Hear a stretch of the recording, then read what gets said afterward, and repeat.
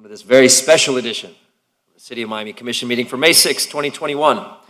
Today's special meeting has been called for the purpose of discussing and taking any and all actions in relation to the acceptance and allocation of funds received by the City of Miami as a result of the American Rescue Plan Act, and discussing information concerning marinas owned by the City of Miami. Members of the City Commission participating in this special meeting are Alex Diaz de la Portilla, Joe Carollo, Manolo Reyes, Jeffrey Watson, and me, Ken Russell, your chair. Also appearing are City Manager Art Noriega, City Attorney Victoria Mendez, and City Clerk Todd Hannon. Special meeting will be opened with a prayer by Commissioner Watson, followed by the Pledge of Allegiance led by Commissioner Diaz de la Portilla. Please stand.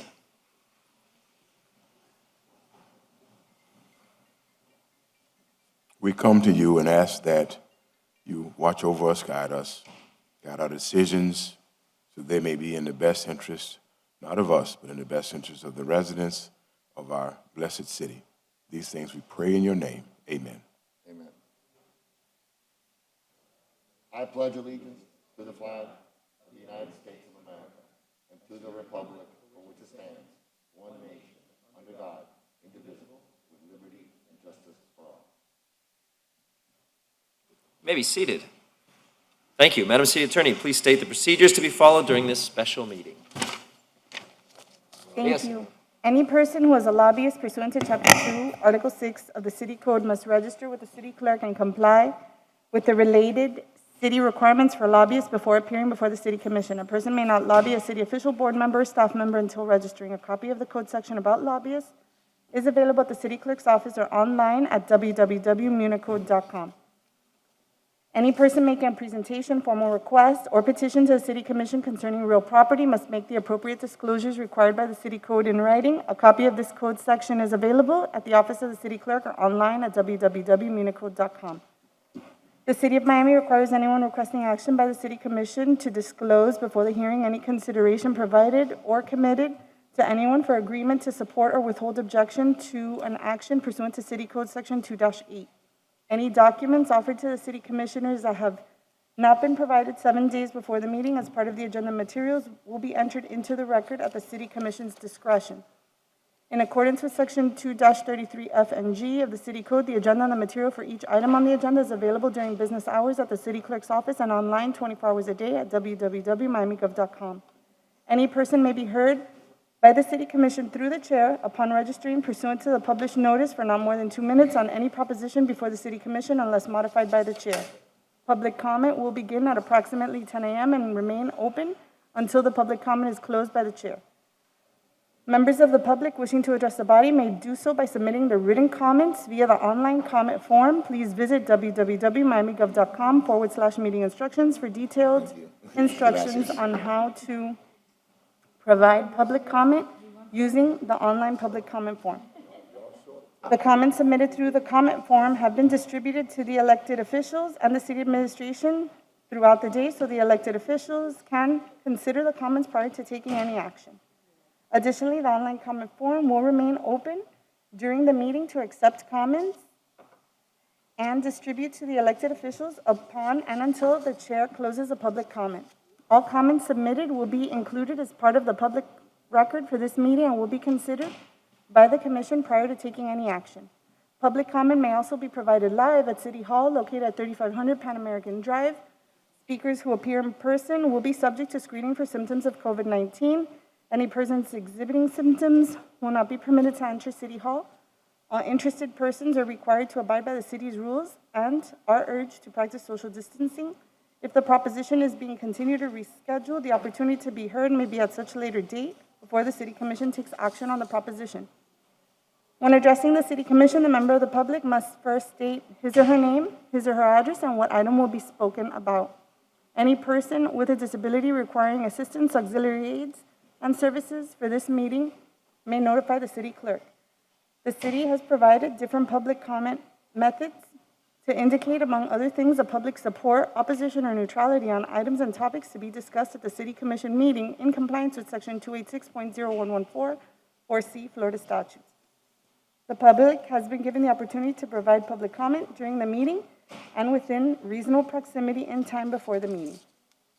Please note, commissioners have generally been briefed by city staff on items on the agenda today. Anyone wishing to appeal any decision scratch that.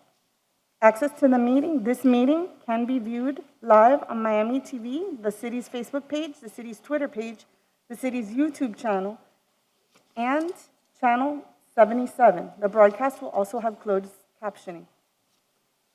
Thank you. Thank you, Madam City Attorney. Good morning, everyone.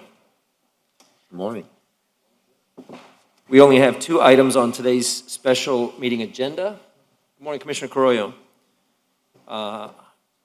We also have, after this meeting, a Omni CRA meeting scheduled. I have a 12:30 that I need to get to, so I'm hoping we can put everything together before then.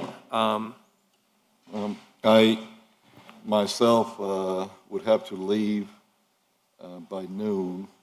I have to do something that only I could do, so. Got it. Do we think we'll be able to handle all of this and the commission and the CRA meeting? If I know move, how much we could do. if I move to defer both items, we will. Okay. I'll second the, No, let's get some work done. Mr. Manager, good morning. Morning, Mr. Chair. I assume you don't have any items on this agenda to defer, continue, or withdraw? SP1, we would request that that item be deferred or rescheduled to a new date. Obviously, we still have not received any of the formal guidelines on the American Rescue money, and as a result, we aren't prepared to make a presentation. And I think absent those guidelines, we would be sort of a little out of our element. So we would request that once we receive those guidelines, we could be better prepared to formally present to the commission and engage in really a meaningful conversation as to how that money should be spent or will be spent. These are guidelines being issued by the Treasury, correct? Correct. And that, they were scheduled to come out this past week or this week, if I'm not They mistaken. have not. They They have should not come been out by the released. 10th. Yeah, supposedly the 10th or the 11th was the last date I heard. But, Mr. Chair. You're recognized. I guess I just want to say that,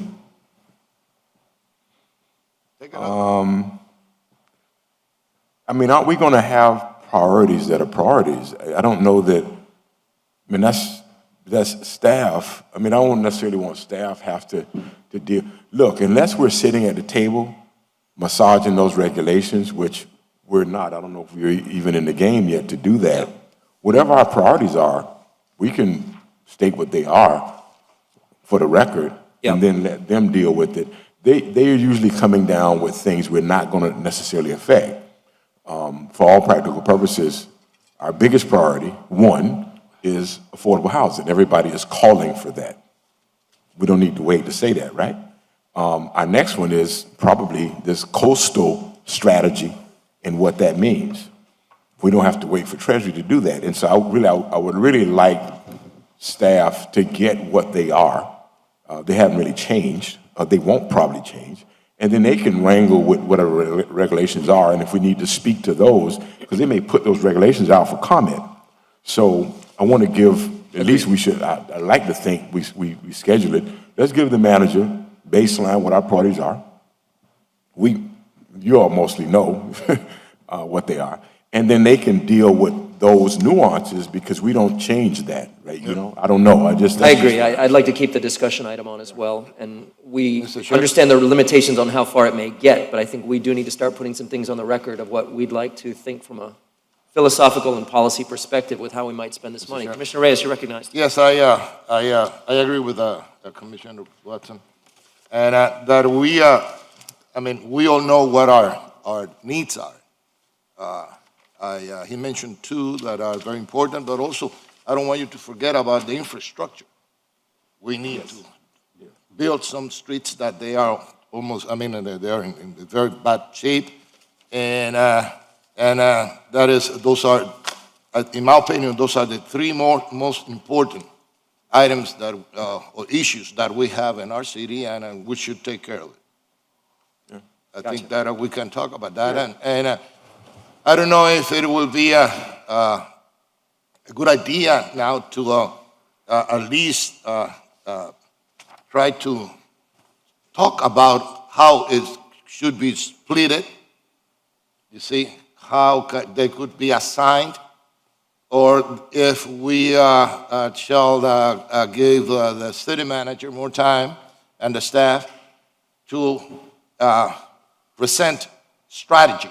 I think that's the basis for later conversation. That's right. Once the rules come out. That's right. Then that's a conversation to have. That's right. But I think the staff and the manager staff, the manager staff is more than equipped to know what our issues are. And I think infrastructure, I forgot that, it's something that they're more equipped to know. And then they will now bring back and say, okay, That's fine, right. X, Y, and Z. Then we have a later discussion. But I think to hold up what the priorities are, so that's just my. Agreed. Yeah, that is right. And I will ask that I have any strategy in saying we should, or we recommend, and we take it from there. You see? You take it from there, and we can massage it and tailor it to what our needs are. Okay? Sounds good.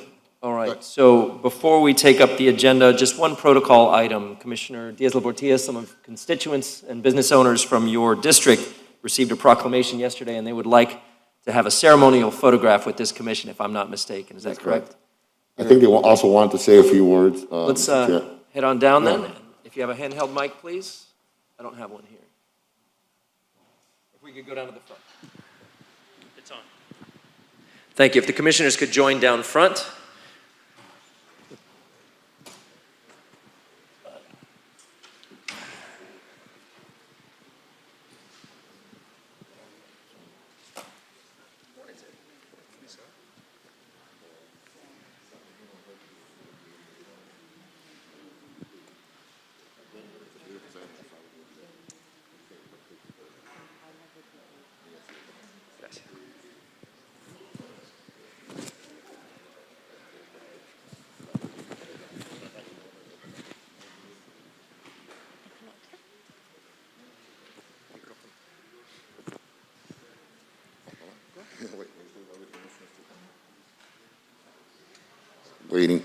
Waiting for Commissioner Reyes and Commissioner Carollo. We'll take a quick picture. I think you have a few words to say, right? Yes. A great project you're doing down there in Alpata, and I thank you very much for what you're doing for my community. You've been active there for a long, long time. So thank you for being here, and I apologize I wasn't able to be there yesterday morning, but you came to me. So thank you. Thank you, Commissioner, and thank you to all the commissioners and the mayor of the city of Miami for this proclamation. The city of Miami, specifically the Alapata community, has received the only Main Street designation from the state of Florida. We are very grateful to Laura M. Lee, the Department of State Secretary, for assigning us as the only Main Street. The Main Street program is focused on helping the small businesses and really revitalizing our communities. The Alapata community needs it, and we're very proud to be doing this with the commissioner and for all the community. Thank you. Thank you.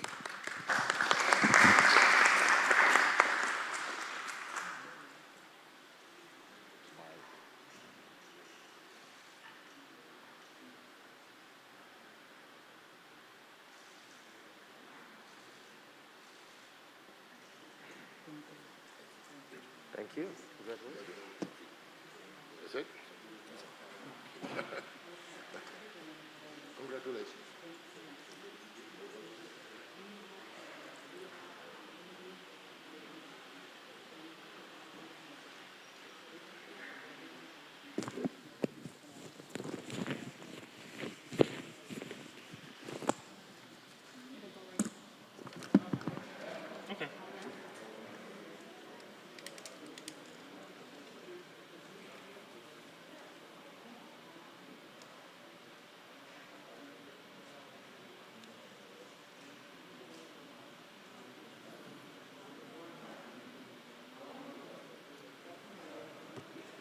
We'll have to get the name, because I just... Bonnie, can we get the name? And what the proclamation is for? The woman in the orange?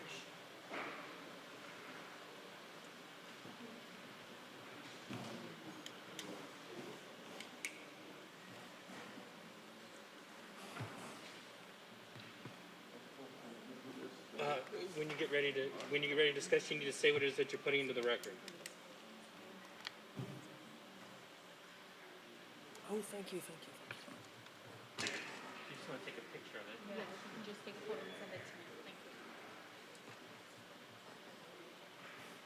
All right, I understand the Alapata Collaborative also helps some part of my district, Yes. but I'm gonna find a CDC, Community Development Corporation. The challenge is on, so I can find one to help small businesses in 5. But thank you for helping those as well. Challenge is on, buddy. Thank you, Commissioner. Very good. Are there any changes to our agenda to be recommended by the board? Hearing none, we'll go ahead with our set agenda, and I will open up the floor for public comment if you're here to speak on either of these 2 items, the American Rescue Plan funds as well as city-owned marinas. This will be your opportunity. You'll have 2 minutes each. You just need to state your name and which item you're speaking on. If people could just line up at either of the lecterns, respect social distancing, we will clean it off between those who use it.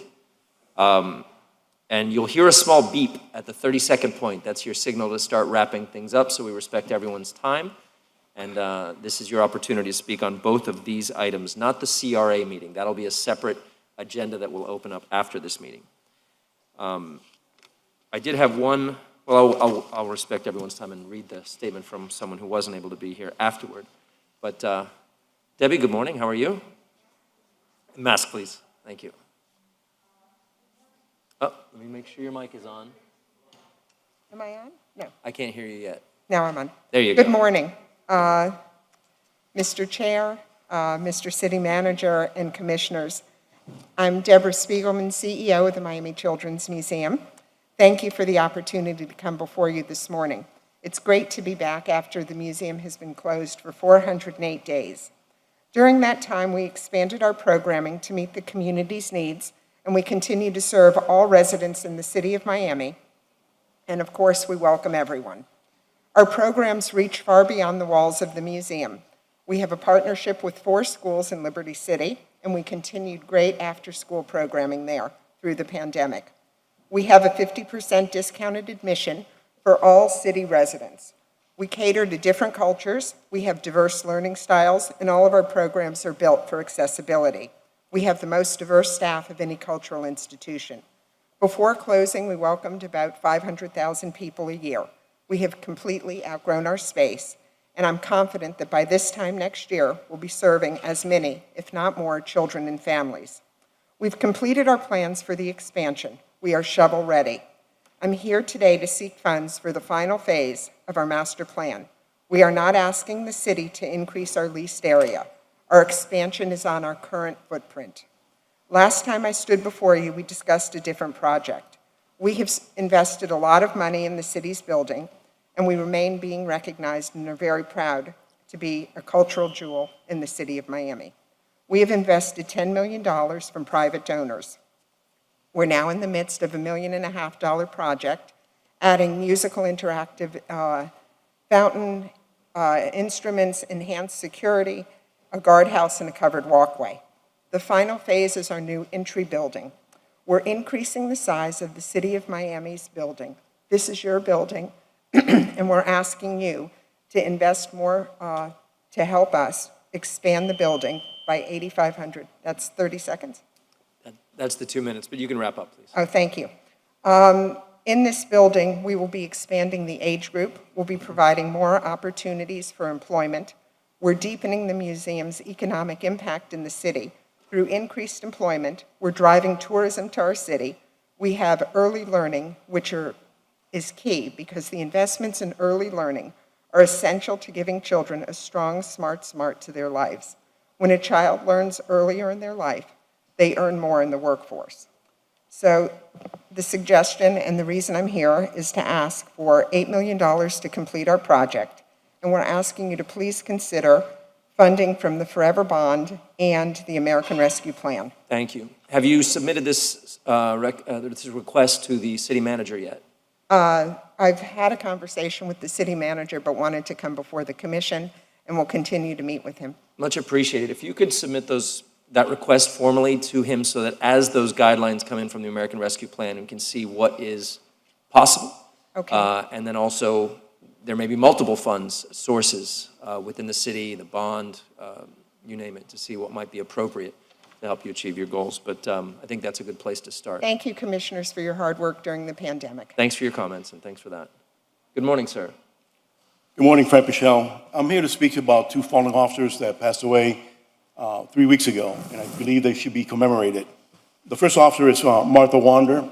Martha Wander was a wonderful police officer. She is the best undercover officer I've ever worked with. She passed away a week and a half ago after serving 30 years in the Miami Police Department. We went through 4 hurricanes together, including Andrew. During Andrew, we were at the same field force, and we were not able to go home for 3 days because of the devastation that caused by Andrew that I'm sure that most of you are aware of. She's a wonderful person, should be commemorated and acknowledged for her service to the city of Miami, most of her adult life. The second person that passed away is Officer Raymond Martinez.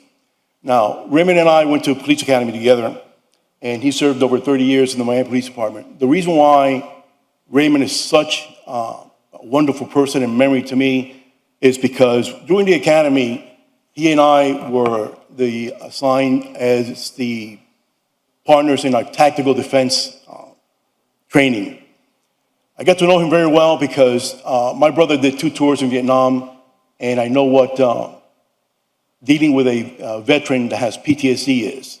After watching him, my brother, for several years, having flashback and even calling fire rescue to save him. We call Raymond Flash Martinez because Raymond, when we were doing practical training, he would flash back and really believe that he was in combat. Now, Raymond shared his experience with me, and I think this is something very important, especially when he was a refugee, just as I was and my parents.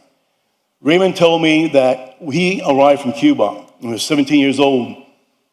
6 months later, he turned 18, and a week after that, he was drafted into the United States Army.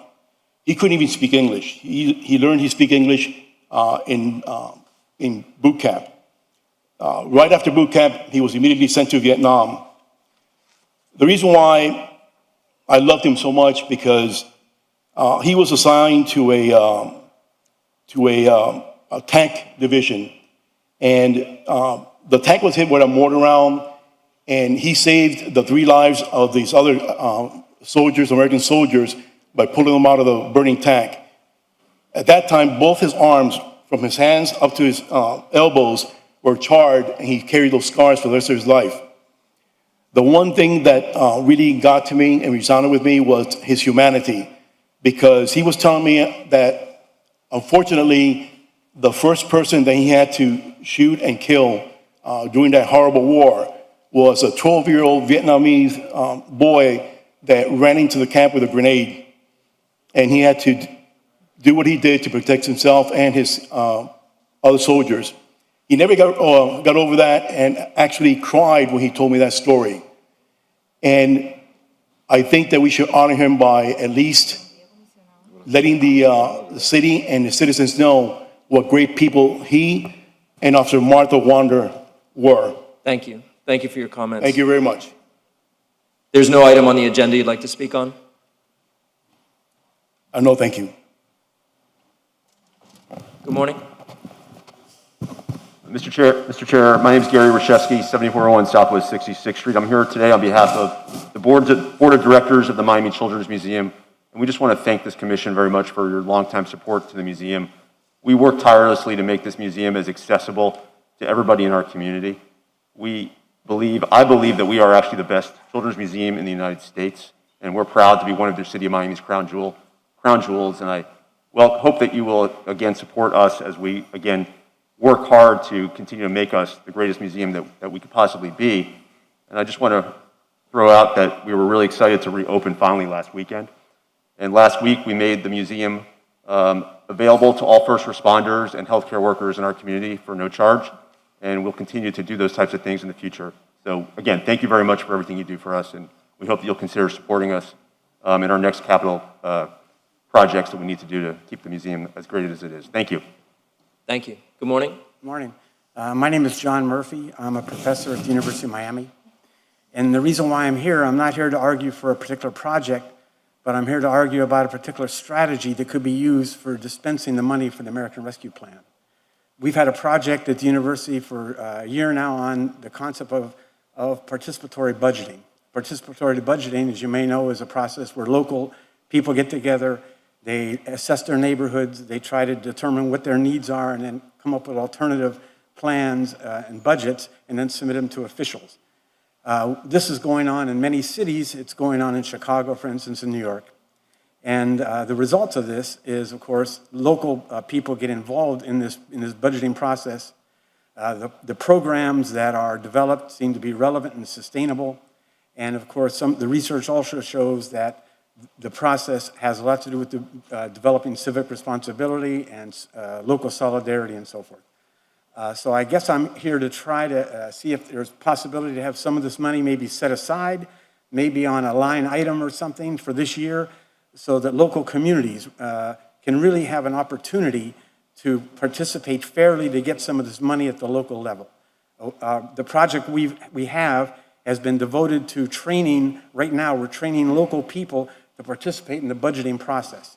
And so I've learned a lot from this, and I can see that there's many minority communities, underserved communities that feel that they've been marginalized in this process. And I think participatory budgeting would help remedy that. Thank you. Thank you for your comments. Good morning. You're recognized, sir. She has to clean that lectern, so if you could go ahead, that'd be great.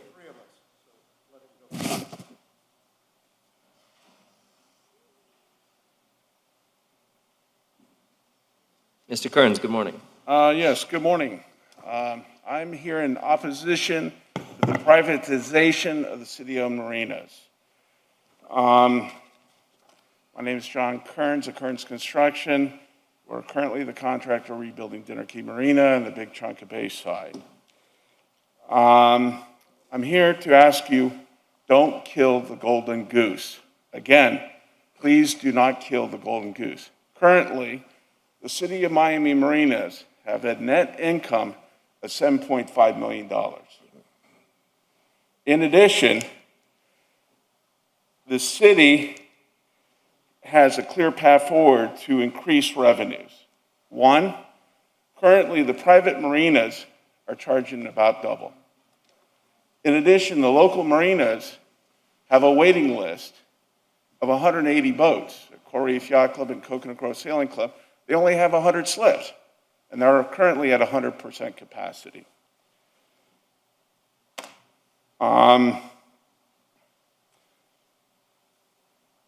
Privatization, in my opinion, doesn't do any better. Brickell Place Marina was run into the ground, and the docks literally fell in the water, and the marina was condemned. Palm Bay Club in the city of Miami was literally run into the ground, docks fell in the water, and the marina is condemned. The privatization of the city of marinas will only lead to raise rent, cut services, and is that, you have to ask yourself, is that in the city's best interest? In my opinion, it's a clear, definite no. The city does have competent, capable people running their marinas. The city just needs to listen to them and implement their ideas and plans. For example, the city of Miami could add fuel to Bayside Miami Marina. One of the marina operators has showed me his books and made $1 million a year in net profit on the fuel pump at 2 of his fuel pumps. For me, that is a home run. Thank you for the comments, Mr. Kearns. Commissioner Diaz-Liborti had a question for Mr. Kearns. Hi, Mr. Kearns, good morning. Yes, You're the current contractor in the Dinner Key Marina? we are. Okay, how long have you been working on that job? We have been there for 18 months. 18 months. That's a result of Hurricane Irma, correct? That is correct. And Hurricane Irma was in 2017. Correct. And what blueprint are you using to do this marina? I know Pardon me? you received some FEMA money. How much money from FEMA did you receive? It's my general understanding Well, we did, but we gave it to you, so. that the project is, the majority of the funding comes from FEMA, about $16 million.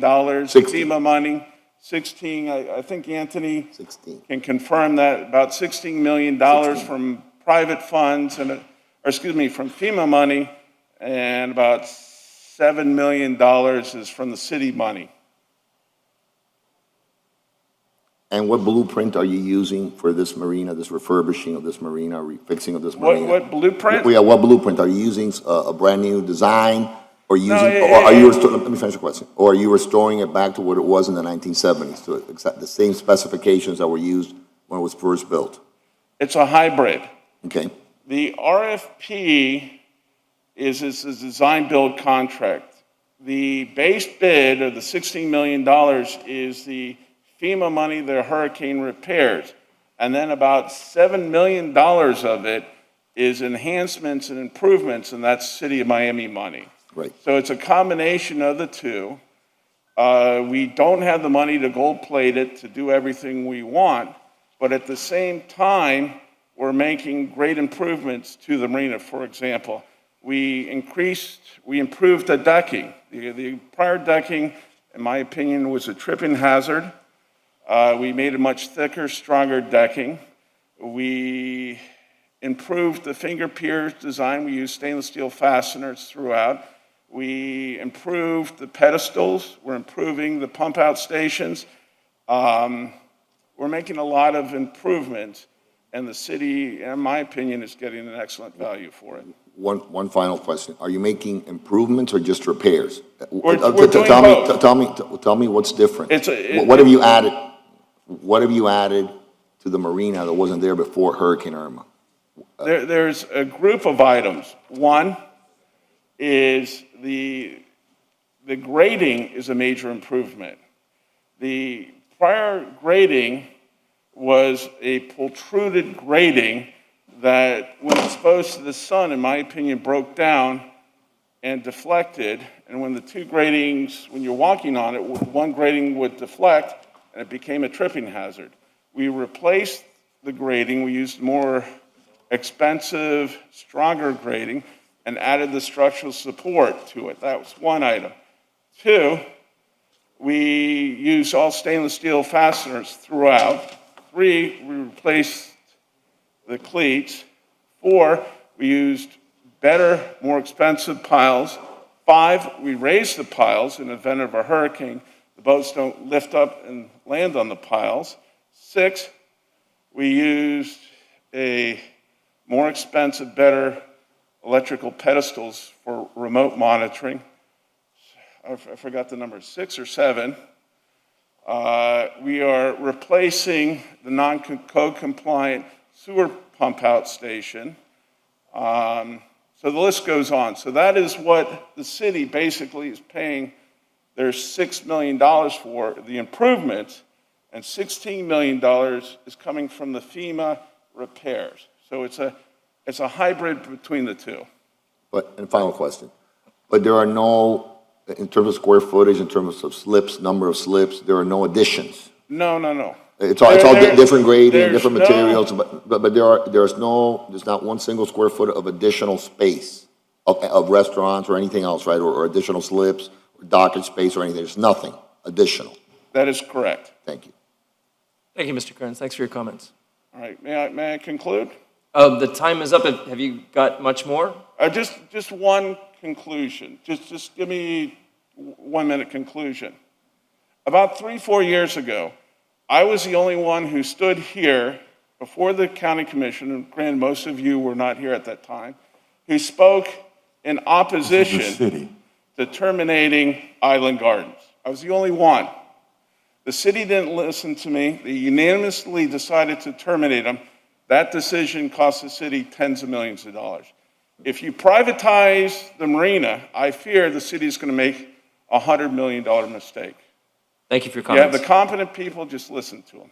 Thank you, Mr. Kearns. All right, thank you. Good morning, sir. Good morning. I'm Roger Bernstein, Royal Palm Avenue, Coconut Grove. 3 of us are here to talk against the proposed 97-ball mooring field in the Marine Stadium Basin. I want to introduce into the record a letter of April 5, 2021 to the city manager with copies to all of you. life safety issues in the Marine Stadium Basin at Virginia Key. I'm going to step back and let the next speaker speak. I'll come back at the end. Thank you.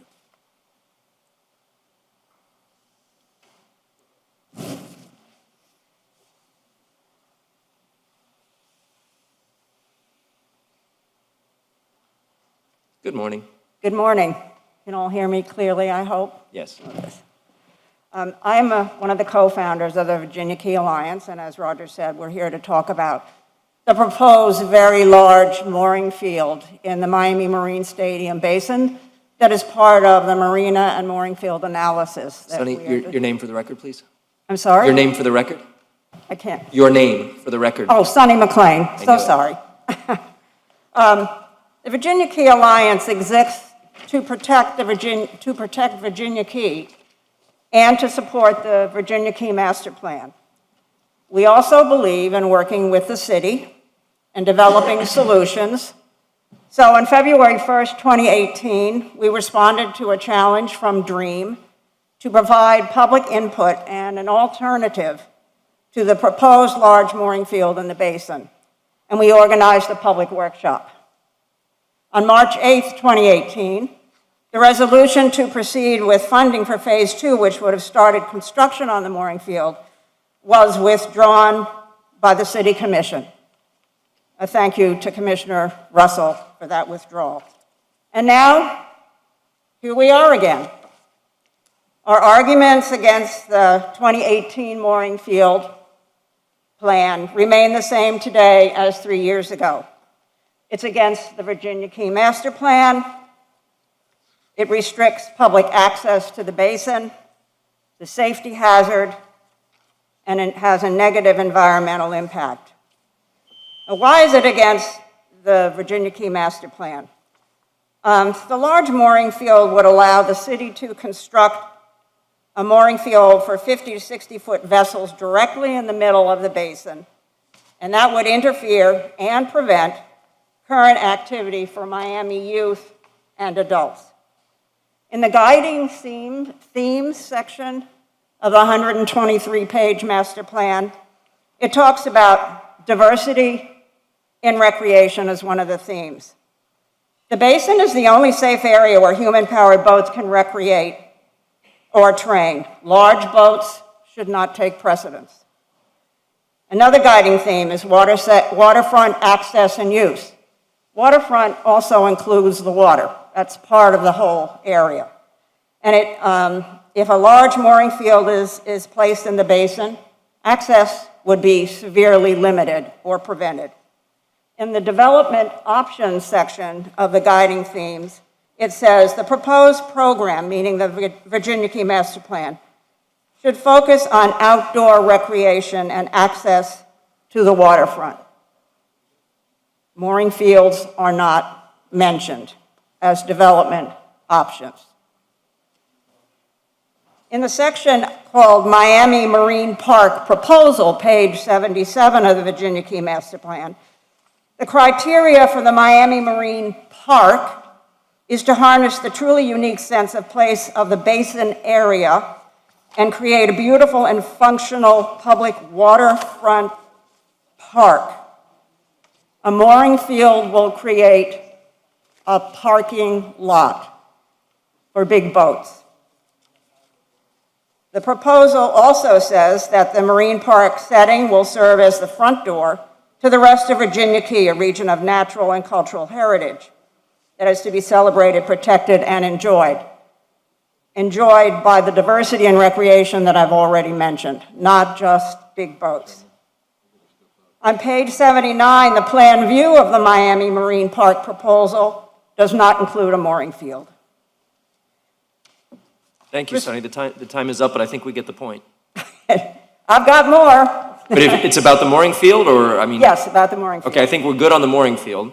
I'm hoping to mediate something between the motorized and non-motorized interests in the basin, and I was certainly hoping that a limited mooring field might actually create room for a designated rowing lane. And I think that's the hopeful ultimate goal. And so if I understand your position, it's currently to oppose the mooring field in its current iteration because there is no No allowance at this point for a designated rowing area, is that correct? That's correct. I mean, as I said in the start, that we want to work with the city. Yeah. We're just against this huge mooring field, which becomes a parking lot, restricts access to the water.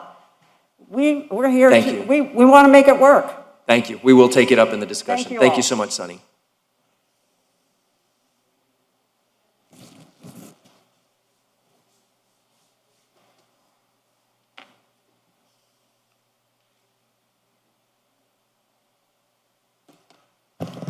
Good morning. My name's Paolo Meglio, Biscayne Park.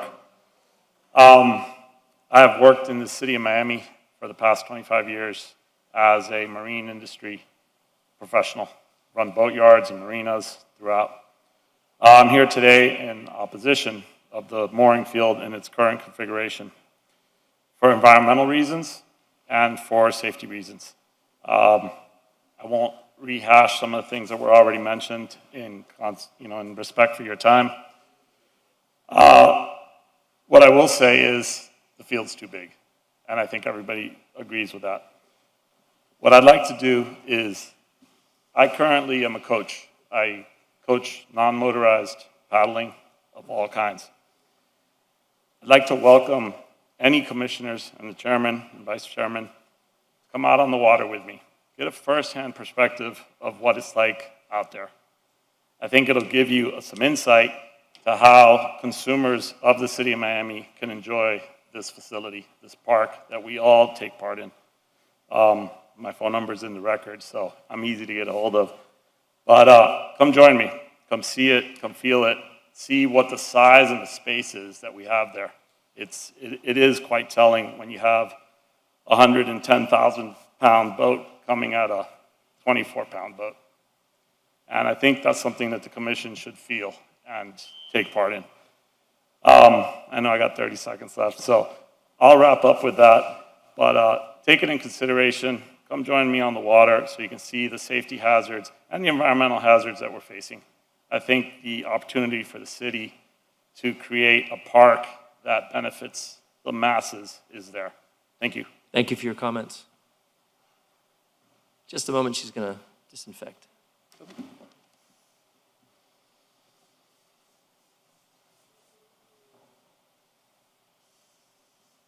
Don't forget the microphone. Good morning again. Roger Bernstein, co-founder, Virginia Key Alliance. We had another tragic death in the basin within the last 2 weeks. This time it was a hit and run where the casualty, the fatality, was a jet skier. He was apparently hit by a 30-foot boat with 15 people on it. The boat is gone. I don't think anybody's found it yet. I'm a boater. I know that you don't put 15 people on a boat to go fishing. This was a tragedy, the second tragedy. The first one involved a jet skier, as you know, about a year ago, who ran into the Marine Stadium piling and was killed. We're here to advocate for safety in the basin.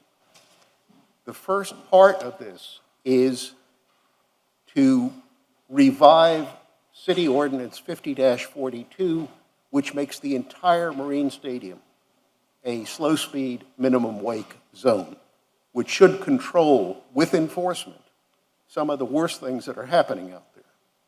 And I want to publicly thank the city, specifically Andrew Schimmel and Anthony Barcena of DREAM. The first step in getting this done is to get the approval in Tallahassee from the Florida Fish and Wildlife Conservation Commission of Ordinance 5042. The city's package was filed this morning. What's the number? My name? No, the number. 50-42. It was enacted in 2014, but the city never got approval of FWC, so it sort of languished. Okay. The Virginia Key Alliance and the other stakeholders stand ready to work with the city and with DREAM to get this ordinance approved so that we can start with that. There are other things that need to be done to make the basin safe and to be shared with all of the users. And you'll find them in the letter dated April 5. there's a lot that we can do to keep the basin available, to make it safe. Commissioner Russell understands this. This is in his district too, and we've had continuing discussions with him about ways to make this work. So thank you for getting 5042 underway, and we stand ready to help. Thank you. Thank you for your comments. I'd like to address the manager's office, please, if someone could represent the manager's office. Good morning, Art. This resolution was passed in 2014. It was never acted upon. My office is made aware of this over a year ago, and I've asked for it to be enacted. None of us were here when it was passed, and none of this management was here when it was passed, but now we are aware of it, and the resolution stands. We do not need to reiterate that resolution as a body. This administration should be taking every possible step to enact that no-wake zone in the basin. My understanding is the information that's being requested of us is a record of incidents. And I don't know how many more we need, how many more deaths, how many more injuries, and how many more frightened rowers. So, you know, I don't believe we need a will of this body, but I would like direction to the manager to continue to carry out the no-wake zone efforts and so we can have signage. Without that signage, our police cannot enforce other than what they find to be reckless behavior. Commissioner, you're recognized. Can you sort of educate me on what 5042 did, what that I wasn't here, what that Yes. resolution does, and is the Fish and Wildlife Commission opposed to it? No. Okay, so tell me what We do not have the jurisdiction to I know. enact our own no-wake zone, but this was a resolution of the commission directing the manager to take any and all actions, any and all steps necessary to work with the appropriate bodies to have it enacted. So, back in 2014? yes, And Never was 7 done. years later, it never happened? correct. It's And coming up now because? We've had so many injuries and incidents, so many frightened rowers. There's schools that train out there. Just for whatever reason, in the last year, there's been a heightened amount of reckless behavior by boats in the basin. I do not want to make this a non-motorized zone or I think no wake is sufficient. We have a marina in this basin, so it's unreasonable to say that motorized boats shouldn't go there. We're not trying to limit access, but we need it to be safe. This is not a high-speed zone. Before I was here, if I may, before I was here, I read through the newspapers and on television, I saw a number of incidents, many incidents that have occurred in that 7-year period. My question is, why is it now an issue and it wasn't a year the previous 6 years? I've been trying to get this done for the last year and a half now. It's Still the not- first time I still hear not getting it. It's the first time on this commission, a year and a half that I've been here, that you've ever spoken about this issue. I'm working directly with the manager, directly with the FWC, and directly with the constituents in the water. Okay. And I recommend you do it on the days of your fellow commissioners, because we're the ones that kind of vote on this stuff, so that we know if it's your district that's important to you, I think you need to make it public that that's important to you and to your district and to the city. Fair enough. This is administrative, and it should be getting done. I'm glad to bring it up here with you now that the constituents are bringing it to us, because it's true, it's not getting done. So, Mr. Manager? It's already in the works. I know it is. Yeah, But are you- so we're okay. pressing FWC to get the final approval so that the signage can be reinstalled. Because there was signage there before. It's just. So, Do we have a time frame for that? 90 days, I'm being told. That would be excellent, thank you. Has the city of Miami ever done anything in 90 days? But is it a signage issue, or is it a? Yes. Hold on, I haven't read the resolution, I had my aide bring it to me so I can read it. Is it only a signage issue, is it a restriction on motorized boating in the area? No, so the signage cannot be put in until it's designated officially by the state. Okay, And we're not looking to do no motorized, we're simply looking to no wake okay. at this point. And once enacted, which I don't believe there is any resistance to, there is just a process which was never enacted and followed. And now the administration has been doing this for several months, working with FWC. Mr. Chair? Yes, you're recognized. Yes, you just, you put the question that I was going to ask. Does the state has the power to recognize that no-wake zone or not? Yes. Have they agreed with us, or they have recognized that we have the right to place those signs and enforce the no-wake zone? Not yet. So we're going through the process to get that right. Okay, if we enforce the no-wake zone, then, which I think we should, and I think that voters are getting more careless I don't know if it is because there are more people using boats or because they're getting careless, but I know that there's been a lot of incidents. But if we start enforcing this resolution, can the state come and stop us or fine us? Or let's say that we start fining people that violate the no-wake zone that has been imposed by us without the authorization from the state?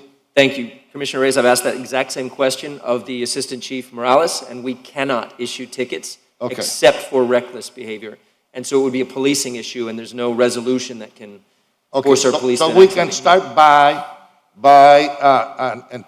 just writing ticket for reckless driving. Yes, and they have done heightened patrols there because there have been so many incidents and complaints.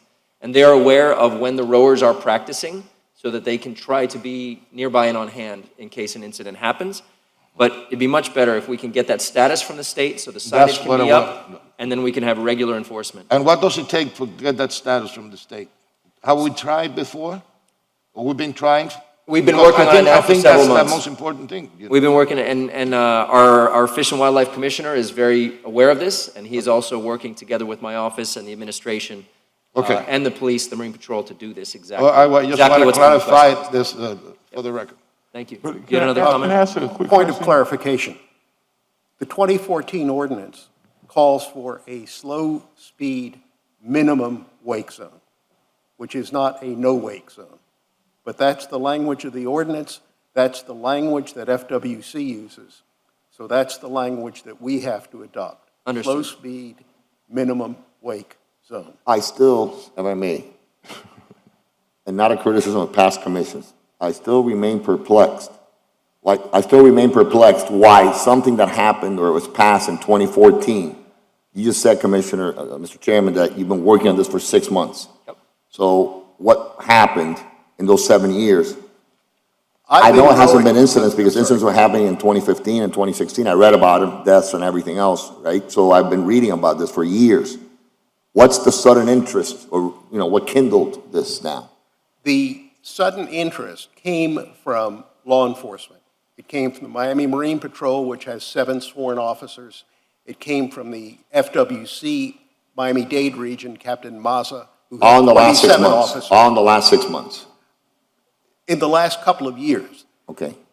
the stakeholders who are using the basin were becoming increasingly concerned about the danger out there, the high-speed vessels, the personal watercraft, the threats. A boater pulled a pistol on Cesar Herrera, who's the coach of the rowing club, because he told him to slow down. We went to Marine Patrol, we went to FWC, and they said, look, we cannot do anything, as Commissioner Russell said, unless we find someone drunk, behaving dangerously, or something like that. We cannot issue them a citation for speeding in the basin. The Miami ordinance passed in 2014 was never effectively passed because for some reason, nobody got FWC approval for it. There's nothing wrong with the ordinance, it just couldn't be enforced. Initially. No, it could be enforced, it just wasn't.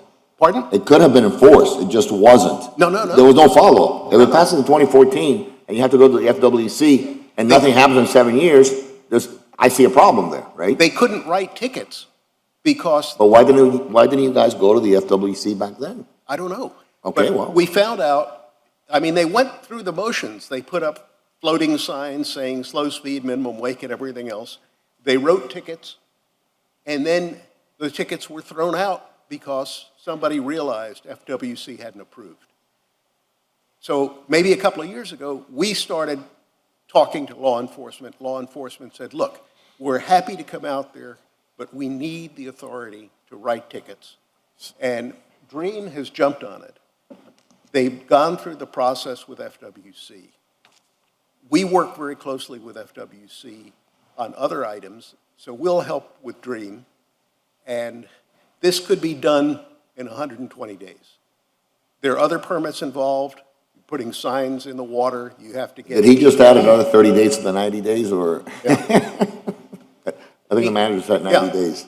DEP has to give a permit, the Army Corps of Engineers has to give a permit, so that you can properly mark this thing.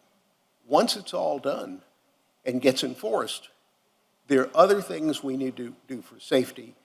And as I said earlier, and Sonny said earlier, putting a 97-ball mooring field in there is going to crowd all the existing activities into even less space and make it more dangerous, whether or not there's a no-wake zone. Got it. So, well, let me just ask this question, because I'm about as perplexed as you are. So you say it was passed, but it was not effectively passed. What does that mean?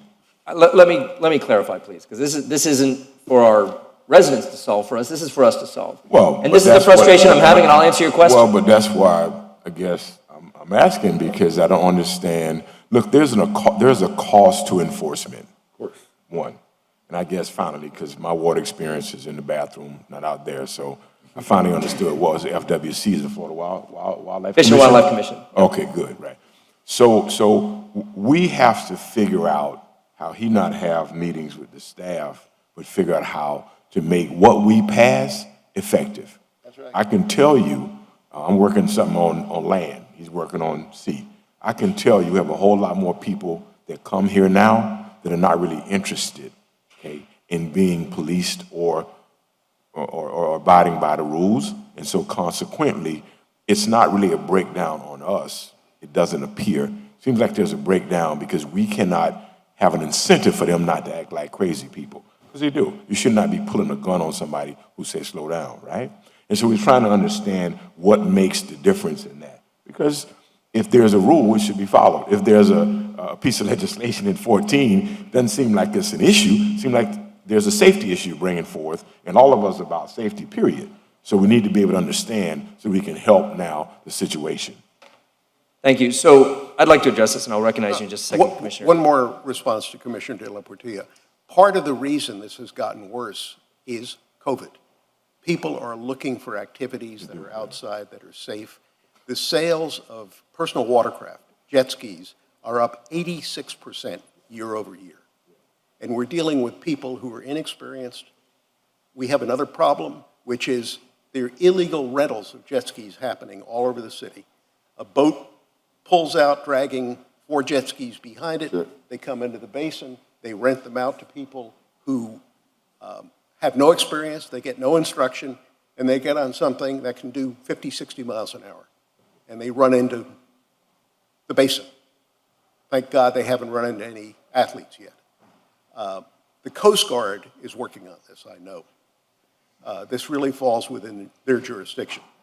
But we've got to make it safer out there. We have jurisdiction on that issue, and it's taken a long time to figure out exactly which law we can enforce to shut down the illegal jet ski rentals. Now, I don't bring everything to commission that I'm dealing with in my district. I'm sure all of us have things that we're problems we're trying to solve. It's not your district. I'm sorry, it's very clearly in my district. No. This is the city of Miami. If somebody dies there, it impacts all of us. It's not a district issue. It's a city issue. I'm sorry, the illegal jet ski rentals are operating out of my district, and so I'm working with the police chief and the city manager to address that. We don't always bring everything to commission we're working on with the administration if they're solving it. If they're not able to solve it, I may need to bring it to commission to get the will of this body to move forward. But in this particular case, it's about solving these puzzles that aren't getting solved, whether it's by the police or the administration. And in the case of the no-wake zone, there was an assumption that no-wake zone or that slow-speed zone had been implemented. So there was simply, back in November, I believe it was, a request to the police to start enforcing it, to which point the rabbit hole began. And we started learning that the 2014 resolution was never enacted. Well, it was enacted as a resolution. It was never followed through on by the administration. So Commissioner Watson's statement is the real crux of this issue that we have over and over again at this commission. We pass a resolution, and it disappears. We need things to be followed through on by the administration. We need our issues. We can't continue to hammer and follow up and follow up. We expect once a resolution is passed, that is the directive to the administration. And so in this particular case, it was a previous administration, but once we realized it had fallen through the cracks of their bureaucracy, we lit that fire again, and they are in the process now. And I reached out to Rodney Barreto. Even our state representative was helping on this effort, Nick Duran, so that we have all the channels open to get this done. The will is there. It's going through the process now. It should be faster, but I know our administration is working on it now, and they're going to come through. On the illegal jet ski rentals, the final law, and I'm working with Assistant Chief Morales, it was difficult to find the law that we can enforce. They were originally trying to go after the BTR, the business tax receipt of each one of these operators, and it wasn't working out. There's so many different jurisdictions out on the water. We finally found a state statute with regard to livery, with regard to rental, and they must have all these requirements that many, many of them don't have. And so that's been the effective method, and many, many hundreds of arrests have been made since the beginning of the year, but this problem is so prevalent, and it's so dangerous. So we are on it. But thank you for bringing Don't lose it to the sight commission. of the good news here, which is this is an example of positive collaboration between the city, administration, law enforcement, and private citizens who are working with the city to achieve the result of a safer basin that everybody can use. And we appreciate that. Thank you. Thank you. Commissioner Diesel-Portillo. And not to beat a dead horse, but I'll just do a little bit more for a few minutes. I don't see this as a great example of collaboration. To be honest with you, I see it as a colossal failure. If we passed something in 2014, and it's now 2021, and we're talking about back in November of 2020 is when we started talking about this. You're right, there are people that come here and break the rules. We're getting an influx of new people moving to our city and to our county. But if they don't know what the rules are, if we don't have any signage, how can they follow rules that they don't know what they are, right? So to me, to now, pat anyone self on, first of all, it's the waterfront. The city's Miami water belongs to all Miamians. It doesn't belong to any particular district. It impacts everybody. People come from all over the city, all over the county, frankly, to go to visit our waterways and recreate there. So it impacts everyone. People that have been killed have come out from outside your district, Commissioner Russell. So, and have been hurt along the way. So it impacts all of us, which means that we all should have a voice. And if you were the commissioner for that district and are leading this effort, and you knew back in 2014 that you led this effort to pass this, and you spent 7 years waiting till 2021 to tell us, I don't buy the argument that you talked to the city manager about it. You got to talk to us about it. We all have a stake in this. It's an important issue. You could have talked to me when I got here. You could have talked to your colleagues before they got here. All of a sudden, it becomes an issue.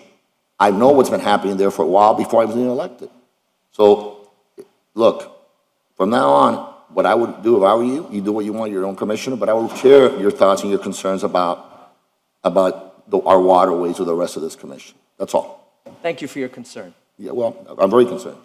Well, if you were more involved in this district, you would know what's going on. If I were more involved in this district, this wouldn't be happening. It would have happened back in 2014. But that's the point. In 2014, it would have happened. We are single-member district elected officials. The waterways don't belong to any commissioner, to any It's district. not about belonging, Commissioner. There's not a Please. fiefdom. If Commissioner, something is happening. You're trying to create a situation. of I'm getting not. what doesn't I'm exist. making a point that I don't agree with you, which is what we do up here in the dais, right? We don't necessarily have to agree with each other. I take exception to you taking ownership of our waterways. I never took ownership of the water. I take exception to you saying that it's your district. It's not. It's the city of Miami. It impacts all of us. The same way when we have issues like a soccer stadium, it's in my district, but everybody here has a right and a voice in this issue. Issues that are of citywide impact, it goes beyond member districts. And that's all. Whether it's a soccer stadium, whether it's laws on their waterways, we all have to have a conversation about this. Because we have a motorized voting world out there that we have to deal with. We also have safety issues we have to deal with. So I would appreciate that on issues of citywide impact, that we all have the conversation across the board, even if it happens to be in your district. It's true. 90%, 95% of the water is in your district, or the district you represent. But You're misunderstanding my statement. Mr. I'd like to That's all. clarify. Just a moment. That's all. I'd like to respond. You're misunderstanding my statement. I do not own the district. It is not only mine. It happens to be the district which I serve. I attend the HOA meetings there and the stakeholder meetings, at which this has been brought up many times. This has been in the paper many times. I'm working with the administration on an issue that happens to be in the district that I serve. I do not need to bring that to this commission. There's no need. If you see it in the paper and you'd like to address some issue happening citywide, you're very welcome. It's perfectly acceptable for us to have this discussion up here. But to say I should have brought this to you earlier is absolutely incorrect. So we are working on this and have been since November, and so it is in process. Commissioner Watson, you're Mr. Chair, let me just say it. I think we discussing it cross purposes. I think the bigger issue is we all in some respect get touched by the water. It is one of our greatest assets. Clearly, I don't view it from the perspective of ownership between amongst either one of us, but clearly there's a specific issue as it relates to what has been happening there. I think for you, for the commissioner, and for the statement, I don't view it as a positive collaboration. I think the commission and the staff collaborates all the time from a positive perspective. However, none of us were here. That should be noted to everyone involved, because all they do is they see us now argue about something that seems to not be important. It is important, because if somebody gets killed out there, I get questioned, just like you get questioned, just like a commissioner gets questioned, and we don't have anything on the water. And so at the end of the day, I know very well what you were doing as it relates to the specific nature of that issue. I am bringing something forward because of the alternative vehicles that are rented illegally. And we don't have the ability of the issue, state, we don't have the ability to give people a disincentive not to follow our law. And, you know, police running around trying to do everything. We need to help them and make sure that they have the ability, cost-wise, to enforce the things we pass. None of us were here, no question about it. But it's an issue that I bet you, if some young kid now has some misfortune out on that water, I will get lambasted just like you. And I think that's what the commissioner is saying. And also, from that perspective, our enforcers, feel free, please, to come to us and ask for what you need for enforcement, be it unsafe structures, be it water boats mooring, be it $20 beers, whatever it is. We need to enforce what we do. And if you need help to do that, Mr. Manager, please come forward, because there are more new people coming here. And we are laissez-faire in one sense, but we need to give ourselves the ability to keep people safe in the other sense, which means next time with the state, we need to figure out how now we do more, because it's just not about getting dollars, but making sure that we can go far and above, because they don't treat us like they treat anybody else. And people come to our water to enjoy it. But people also come to our water sometimes to abuse us in our process. And I think that's what the commissioner is saying. We should know. So it's not an immediate issue. It's a safety issue. And sometimes the construct of the people now lean differently. We're going to lean on the side of safety for our residents in all instances. And the people should know that. And the staff should know they have the ability to do and come forth with what they need in order to make sure they have the resources to do what's necessary. Thank you. Noted. Next public speaker, please. Good morning, Commission. My name is David Filler. I'm a resident of the city of Miami, where I've been a resident for almost 20 years. It's my favorite city in the country, and that's why I live here.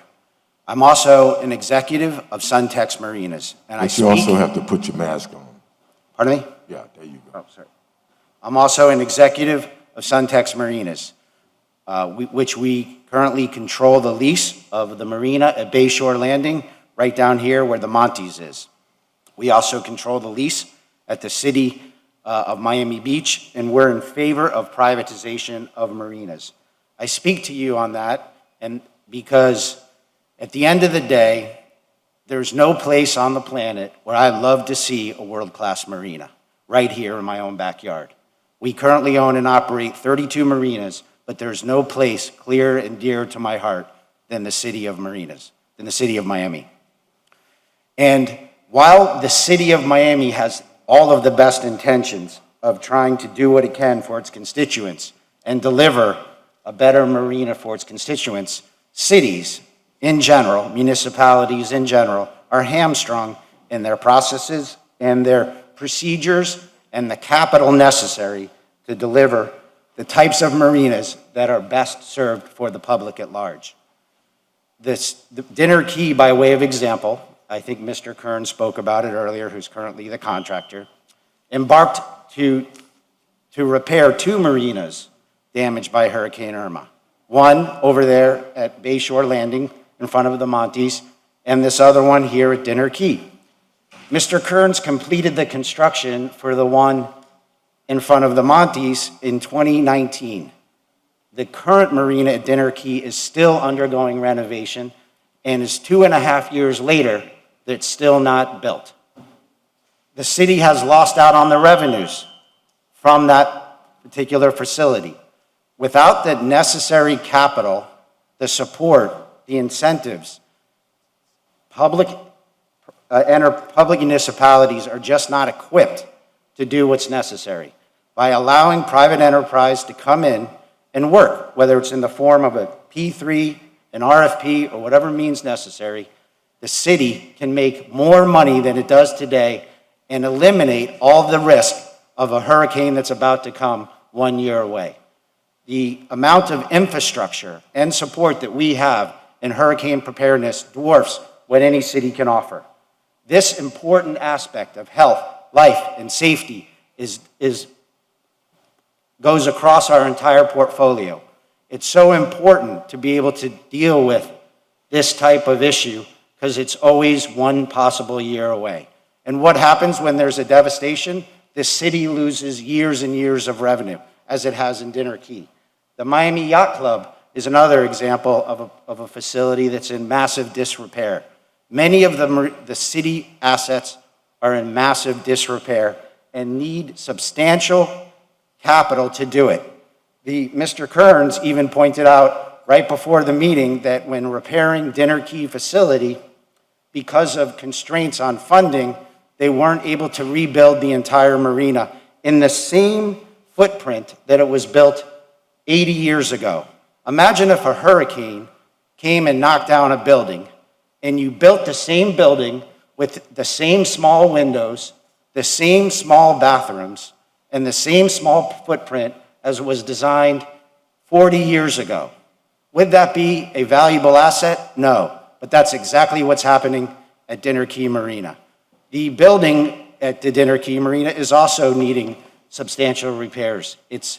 There's so much more that can be done with the city's assets. So when you look at a world-class facility, Miami's marinas are on that front cover. As long as the city continues to control those assets, that will never happen. Thank you for your comments. Next public speaker, please. You've already addressed Mr. Kearns. We're going to hold it for the discussion room. No, we're not doing it back and forth. I apologize.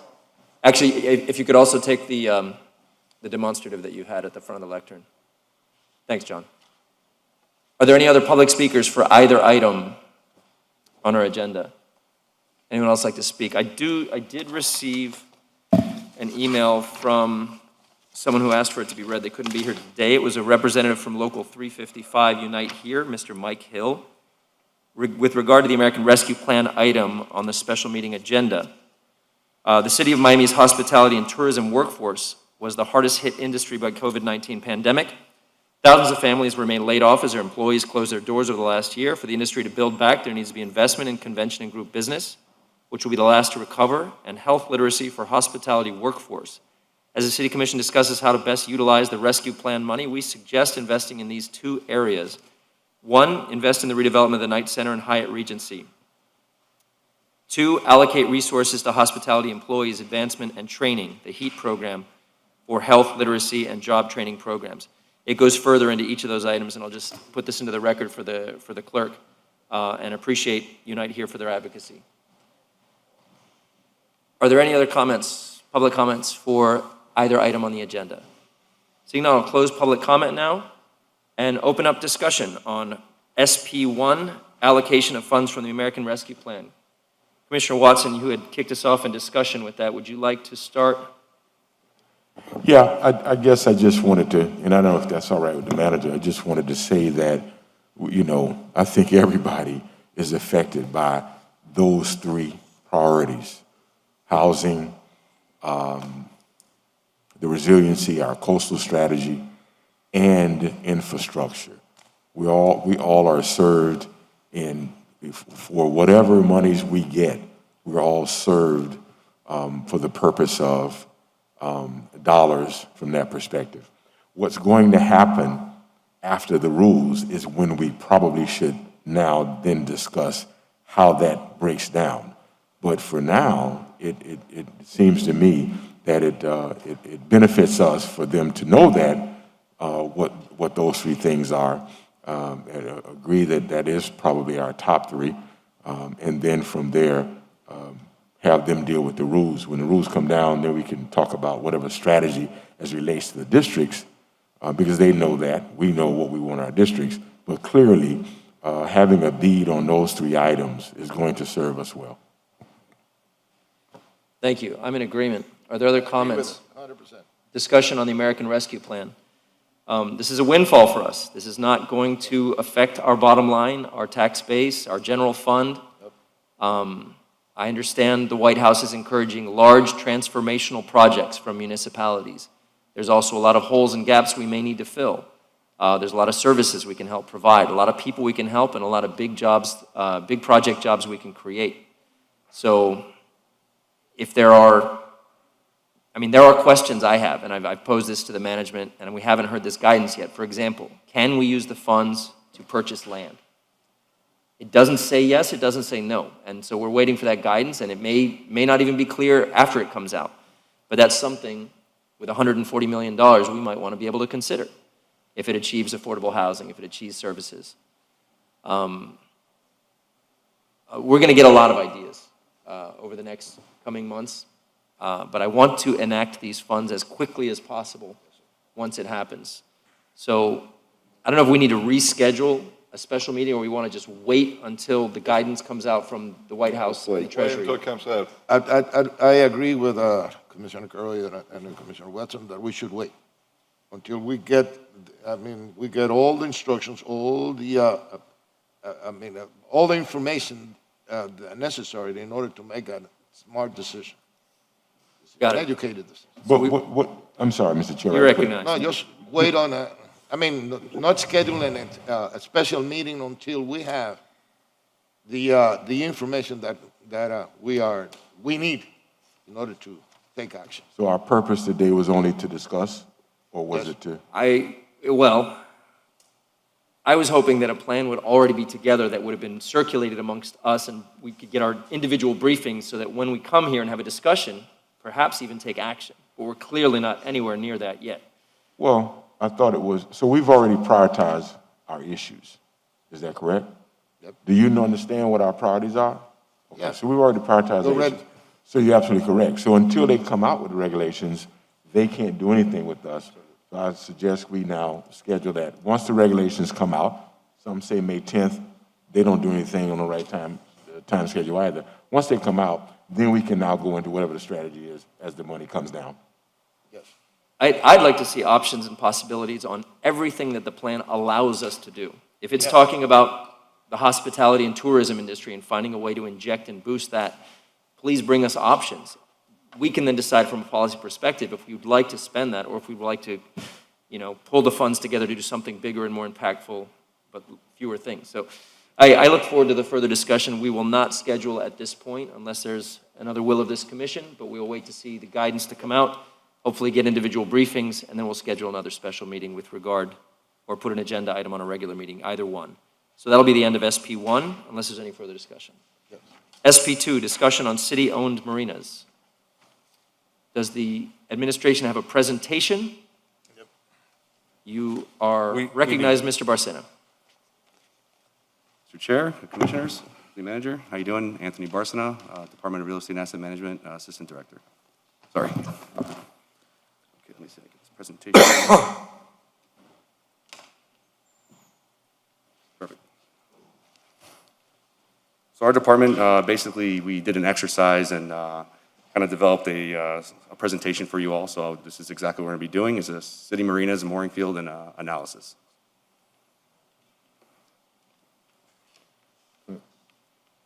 So on this slide, it's just basically straightforward. We're showing the 2019 net operating income, which is $6.15 million. And the projected net operating income, NOI, which if we, based on revenues projected, if proposed rates, proposed expansion, proposed capital improvements are implemented, and this is also with 95% occupancy, which I'll be discussing later on in this slide, but the potential for that is $19.18 million. This is basically an action plan, straightforward, but I'll just go to the next slide. So this is the dockage rates. Right now, we just have our current dockage rates, and we also have our proposed dockage rates. So we did an analysis when it comes to Palm Beach, Broward County, Miami-Dade County, Monroe County, and we looked at all municipal ran marinas and also privately owned marinas. And we felt that this is actually too market priced for the proposed rates for the city of Miami. On the far, where we see the marina, it's actually going to be designated per marina. So it's going to be specific per marina. So if you don't have any questions on this slide. Just a moment. Yes, sir. I'm just going to.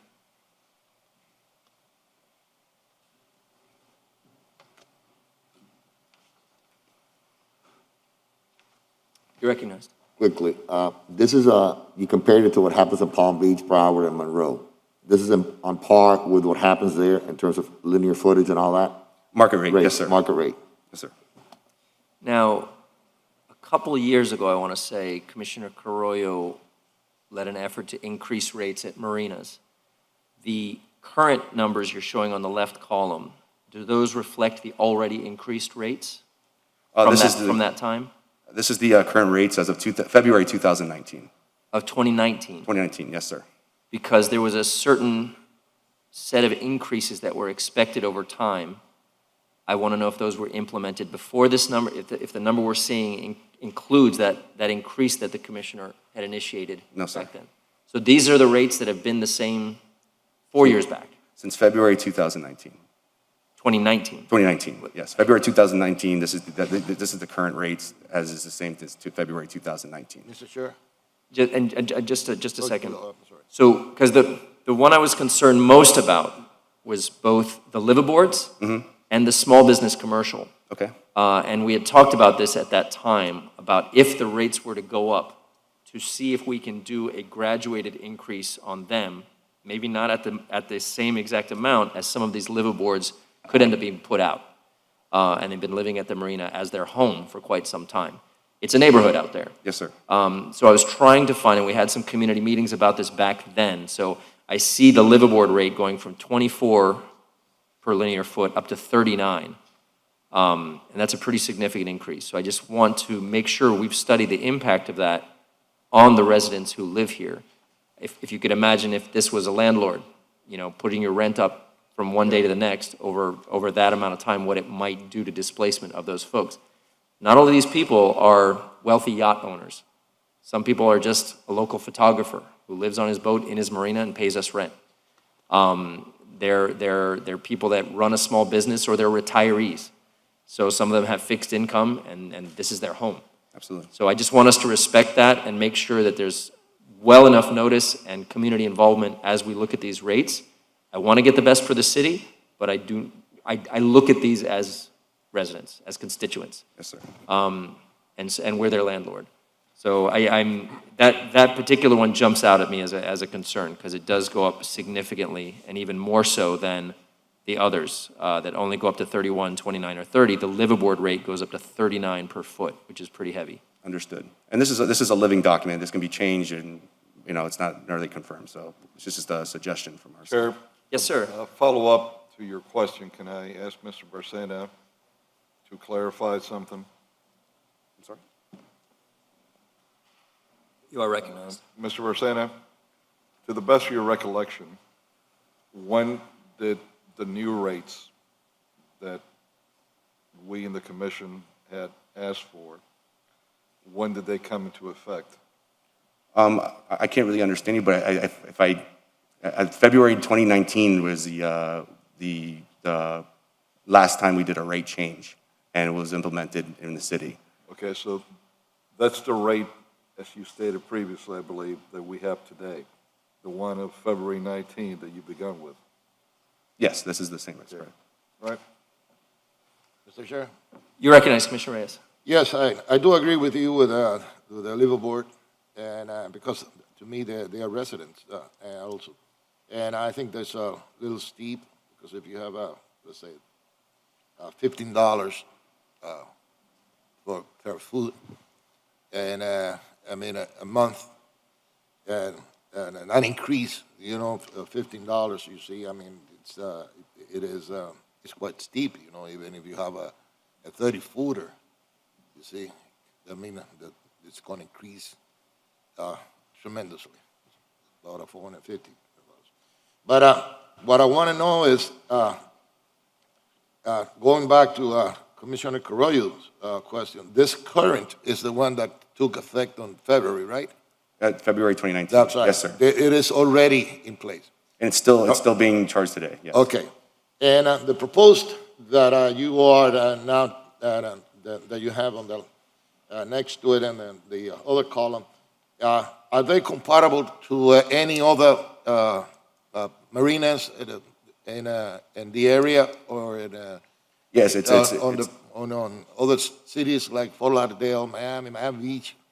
I mean, yes, sir, it's at market. It's if you this compare. is the exact market rate.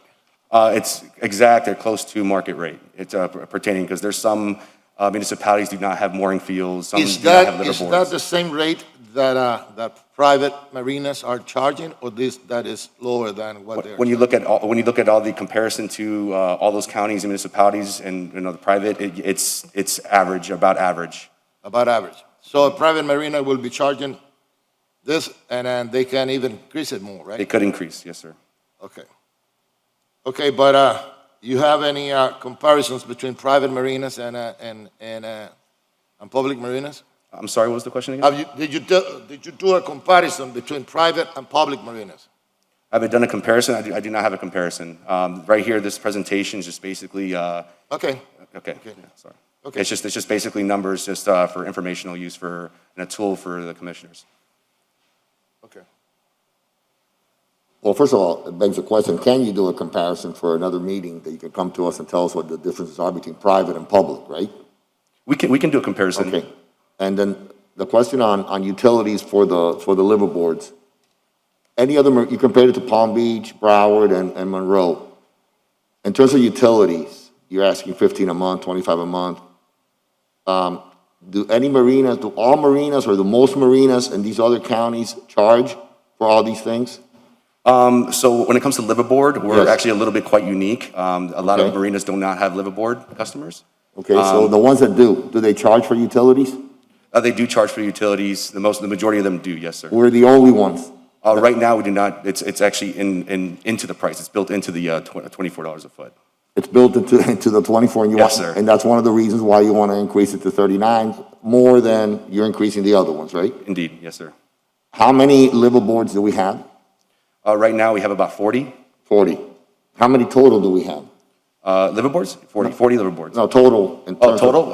40 liverboards. We don't have any liverboards. It's No, only I'm Dinner talking King about Marina. total slips and total boats and. Total. Total, big total. So we have this in the next slide, but we have 565 and then. 500 and what? 560, I'll come in the next slide, but Okay, 565 total and then slips and then 40, only 40 are liverboards. 40 are liverboard designated, yes, according to the MOP. Okay, I'll finish. I'll maybe have more questions, but let me see your presentation. Yeah, I'll get Okay. into it, yes, sir. Thank you, sir. Okay. We good? Okay. So these are the marinas that we're actually going to be considering here and going over, doing an analysis. First, we'll just be going by Bayside, which is Miami Marina. Second, we're going to be looking at Coconut Grove area, which would be Dinner Key Marina and Mooring Field. And also the Coconut Grove Sailing Club, which is privately operated, city-owned. Virginia Key, Marine Stadium Marina, and also Rickenbacker Marina, privately owned. Watson Island, Miami Yacht Club, privately owned, and Watson Island Mooring Field, which is currently in process. Operated. First, Miami Marina. The current status is city-operated. We currently have 156 wet slips on our MOP, and 53 are designated commercial. Our fiscal year 2019 net revenue was $1.2 million. Our current projects right now is Pier 5. We're doing a restoration on Pier 5, which the majority of the commercial customers are located. And then our projected NOI, based on the proposed rates on that previous slide, would be $2.19 million in a stabilized year 2. I'm sorry to interrupt. I just want clarification. So these are 2019 numbers. You do not have COVID 2020 numbers. 2020 numbers, I just felt that 2020 we were affected heavily at Bayside by COVID. Because the commercial customers, we also get ticket surcharge from the commercial customers, and that can go anywhere from $600,000 to $750,000 that we take in revenue from ticket surcharge, and we didn't get any of that last year because of Why the not? closure. Because of COVID, they closed down did not let the operators operate, the commercial operators. So we did not get, for about 3 months, we did not collect ticket surcharge. Okay, so follow up to that. So in 2020, what was the net revenue? The marina revenue in 2020, I can get that for you. Okay, well, it's important, right? 'Cause But, I mean, don't quote me on that, but we were close to $1 million. Close to $1 million. Yes, So sir. so you went down about $262,000, something like that. Mm-hmm. But somebody earlier testified that personal watercraft sales had increased 83%. People were actually going out on the water more, people were participating more. Did we force our commercial people to close down? Is that what it was? That happened there? It was a county order, it was enacted by the county. A county order, okay, all right. I just want to get clarification, you're going to go through all of them, right? So we want to make sure where the pitfalls are along the way. Absolutely, yes, sir. Okay, next slide. This is Dinner Key Marina and mooring. Current status is city operated, and the mooring field is also city operated. We have 587 wet slips, 45 are designated commercial. We have 250 mooring balls. Our fiscal year 2019 net revenue was $1.8 million. And our current approved projects, which is the restoration project, of course, of all piers, we have gates, electrical improvements, Wi-Fi, water improvements, and pump out. We also have a fuel dock that is well on the way, and a ship store that will be opening later on this year when the conclusion of Pier 3. Our projected NOI, based on proposed rates and after the completion of the above projects, would be $7.45 million. Sir? You're recognized. Chair, through the chair. This tremendous jump in revenues, it is based on your projection of fuel cells, right? Yes, so right now we're actually currently operating almost like 50% because we didn't have like 3.5, almost 4 piers operating. But this is after the restoration. This will be if all 587 were operational. That's where you see a huge jump, and plus with the proposed rates. Plus the fuel. The rate increase as well. The rate increases and fuel cells, right? Yes. Okay. Okay, which is smart, which should be selling fuel.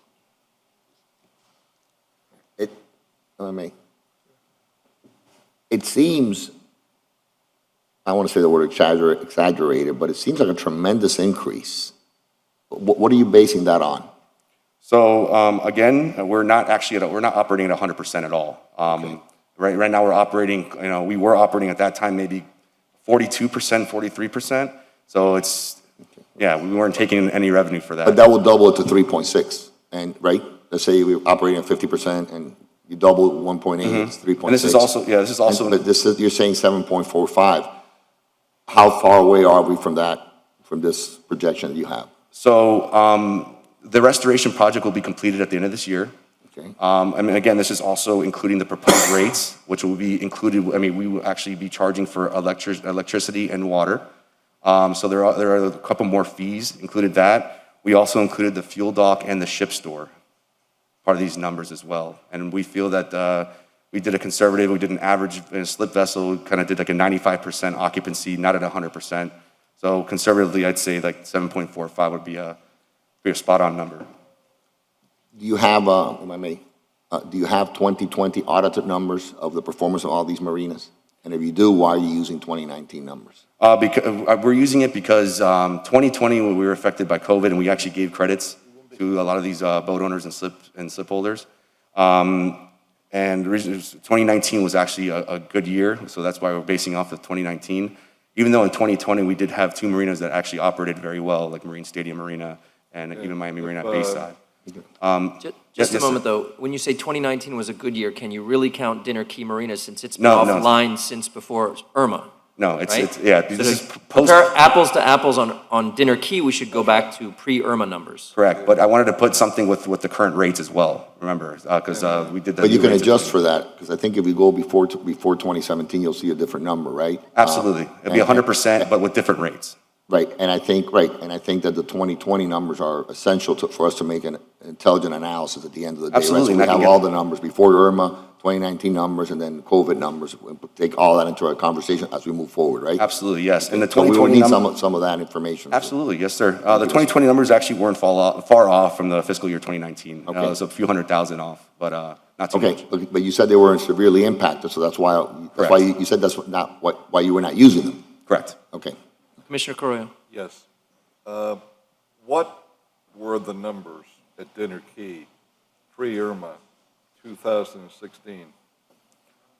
Yeah, it would be around $5 million that we were taking in at a 100% occupancy. I'm not 100, I mean 100% usage of Dinner Key Marina. It was about $5 million. So we were around 5 million. Correct. In 2016. Okay. My next question would be, you mentioned that we gave credits in 2020. Who authorized that? Did you authorize that, Mr. Manager? Yeah, in some cases I did, where for people that were not operating at all. There was a request that came through Dream, and we authorized, very specific, on a case-by-case basis. On a case-by-case, but it was not across the board? No. Or was it? Were any of our marinas across the board? It was done by case, sir. Miami Marina, for instance, the commercial operators were severely impacted by COVID. So we issued out credits to them. Did this commission authorize any of that at any time, or did anyone bring this up to this commission for any kind of approval or at least information? We did have a discussion during COVID with regard to commercial operators and the hardships they were facing.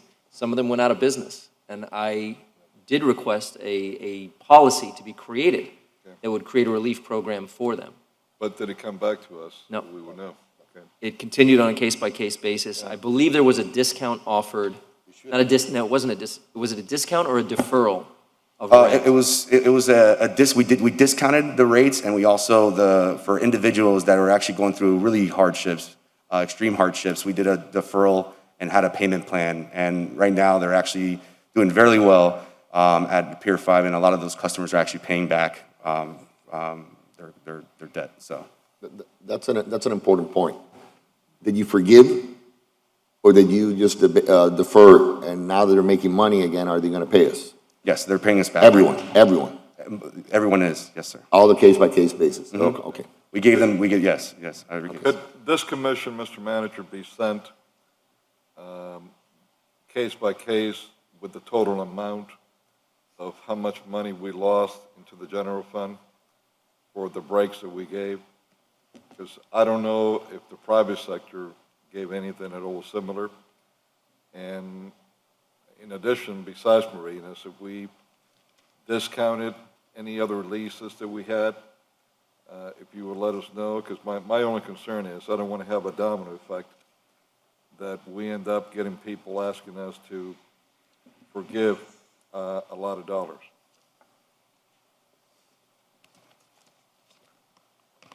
We'll provide you all that information. Yes, I can answer that, okay. Thank you. Any other questions on this slide? No. All right. So the next slide we have is the Coconut Grove Sailing Club. Their current status is privately operated. They're currently in an exclusive, their second 5-year option, which expires in 2026. Their permitted wet slip, dry slip storage is 247 wet slips, and they have 31 dry slips. Fiscal year 2019 rent, which their base rent is $72,000, and they get 10% of gross revenue. We took $228,720, and our projected NOI, and again, this is based on the proposed rate increase, and it does not include the potential revenues from the restaurant/bar that they have there, is $1 million a year.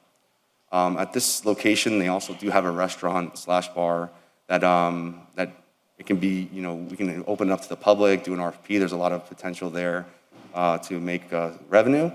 And also, it can lower our operating costs with contractual services such as janitorial and security.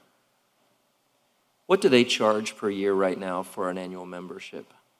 Coconut Grove Sailing Club, I do not have, don't quote me, but they're very, very close to us. I believe they charge about, for membership. A membership for... Oh, I do not know for membership. I don't know if anybody here is I'm going from to the pull it. Coconut Grove My Sailing Club. understanding, it's incredibly inexpensive. What they're doing is an everyday man's sailing club, basically, so that anyone in the city that wants to be a member there can pay a very small fee and have access to all of their facilities. Beyond that, it's free access to the waterfront for someone who wants to put in non-motorized. It's my understanding. There might be a nominal put-in charge, but it's open to everybody. And that's something I want to differentiate here. Some of these are profit centers for market rate and luxury type vessels, and some of these are meant to be almost a service or amenity to the general public or at a nominal fee, waterfront access. And I'd love to see the numbers on that to verify if what I'm saying is correct, because my understanding is that this particular Coconut Grove Sailing Club is the latter. It is more of the inexpensive, could we make more money there if we were to not extend their lease or take them over? Probably. But are they running a good amenity for our residents that is worthy of the rent we receive there?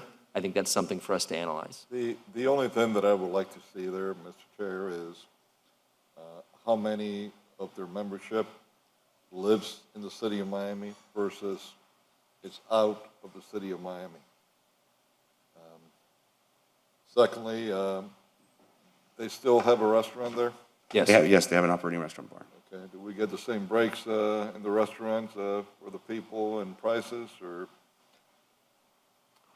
What do you mean? Bueno, bonito y barato.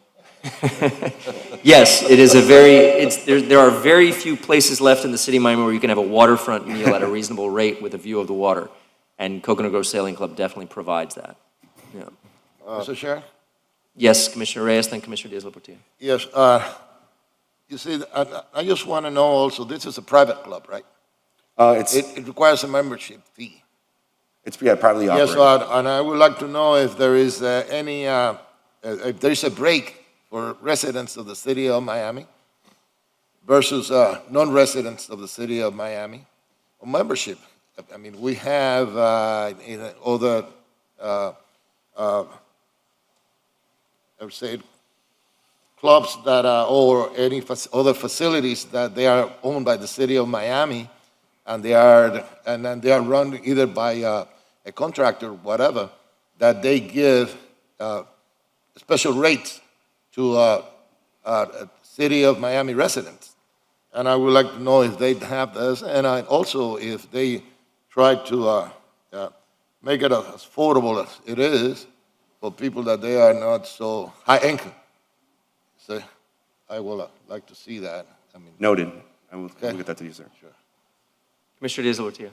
And to follow up on Commissioner Carollo and Commissioner Reyes' questions, I'd like to see how many members they have total, how many are not from the city of Miami, if there's in fact a difference, as Commissioner Reyes mentioned, between city of Miami members and non-city of Miami members and what they pay. I also like for them to open up their books to us to see how much money they make. Because we are outlining what we make, what they pay us, but we don't see how much money they're making. And what you call a nominal fee for membership, well, I want to know what that nominal fee is. And I want to see how profitable they are. I know they're a nonprofit, but they have executive director. They are a nonprofit, correct? Or are they a for-profit? It's a 501... C6 or something like that? Or something like that, Yeah. yes. Okay, but I still would like to know how much you're making and how much you're paying their executives and, well, Will do. it's a nonprofit, but they still pay people, right? Noted. Okay, because I want to see if, if we're getting our fair share. On everything, I think Commissioner Carollo alluded to this, the restaurant, the bar, everything else is there. On anything we do moving forward, yes, it's good for our residents to have a break, if in fact they are our residents, but if they're from Coral Gables or from, Aventura, and they want to come here because we're giving them a steal, and they're doing it here for that reason. I want to know the difference. That's important. I'm all for providing our citizens of the city, residents of the city of Miami, every break that we can, an opportunity to access the waterfront. Our waterfront is beautiful, but I'm not for doing it for City of Coral Gables residents who can clearly afford to pay a heck of a lot more. Yes, sir. Thank you. Mr. Chair, just to say, as Yes. a baseline, for you to project 219 rent, you're already getting audited, aren't you? If we projected, we received the numbers from their 2019 from Coconut Grove Sailing But I Club. mean. And I'll be more than happy you- to share that with you. You have to audit them in order to know what our 10% is. You're For already 10 getting that, aren't you? Correct. You audit them every year, right? Yeah, we do. So you know how much they make? Yeah, Well, how much do they make? I can get that to you in the conclusion of this meeting. I get you all the numbers from the privately owned. That's important, 'cause I mean, they're making Absolutely. a lot more than what we're charging them, right? Looks like it would be about 1.5 million according to this slide. If 72,000 was the base rent and we're getting 10% of the difference up to 228,000, I would guess their gross revenue is about 1.5. Correct. But it would I'll be get good you to the have some exact numbers. numbers, but I'll send that to you. It would be good to have some numbers. And that 10% comes off of everything, right? We Gross get, revenue. we get part of the restaurant, we get part of their storage fees, whatever operations they're doing. So you would be amenable to increasing that 10% to 15 or 20%? You know, I think it's good to study, to see what that does then to the rates. I think that's also a good thing to understand. And I think you're onto something here where if there is not a differentiation in rate between city resident and not, because really what we're doing here is subsidizing our waterfront for the benefit of our residents to have access to. And if it's being taken advantage of by those from beyond, they should be helping us subsidize that, so it should be potentially a different rate. Yeah, because- This is an internal policy that they would have, but if in their potential renewal, their 2026 lease expires in 5 years, that would be something that would incentivize them to charge differently, but we want it on the shoulders of those from outside the city, more so than those from inside the city. Spot on. But it looks like, you know, you've got a few years to renegotiate that lease if that's Yes, the Mr. case. Chair, spot on. Any other questions on this slide? Yeah, do they serve sliders?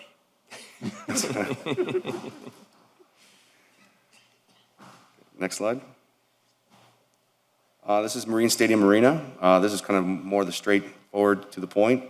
City operated marina, right now we have 296 dry slips. Our fiscal year net revenue was $333,000. Our projected NOI is $1.86 million based on the proposed rate increase. And the reason why you see such a huge jump is because we actually lost revenue in 2019, actually in 2018 because of the boat show. And also in 2019, we also had Ultra Music Festival there at Virginia Key as well. But this past year, we actually, in 2020, made close to like $500,000. Yeah, but even with the Ultra Music Festival, even with the boat show, there's something terribly wrong that has been going on with the management of that dry dock marina. That's been awful, awful low. So what are you, based upon the early numbers of this year, where do you think we end up this year? We're projected to actually be probably the highest we've ever been at Marine Stadium Marina, and actually a lot of our marinas, we're actually going on a But positive numbers, trend. Numbers. The numbers-wise, we're looking close to like 600,000 projected per NOI, yeah. That's still awfully low for this marina. I don't know if everyone is paying there or not. People are forgetting about who's putting boats there, not collecting, or wink, wink.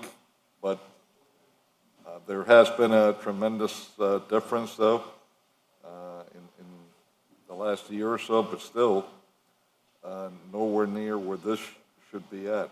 So, Noted. Anyway. Anthony, do you or anyone in your department know historically why we have two separate entities abutting each other to service marina operations in the basin there? Why did we not combine them back in the day as one service, whether city operated or private operated? Why do we have two separate similar things going on? It would seem there would be efficiencies of scale. Correct. Historically, I do not know the answer to that. Maybe Well, no one. I could answer that for you as to the last time that there was an attempt to combine them. You had two individuals, three I think, that are no longer with us, and they were making a move to buy everything and unite them. The marina director at the time, Christina Abrams, showed me numbers that we could make a huge amount of profit on this dry dock marina. I bought into it, and the results has been what you've been showed. This marina never met the potential that I was shown on paper that it would meet. And I probably would have been better to have let them gone forward. This when I was mayor, so it's a long time ago, and have united those properties, and the city would have gotten more profit. But this dry dock marina, I don't know what's been going on there, but the management of it has been horrible throughout the past years.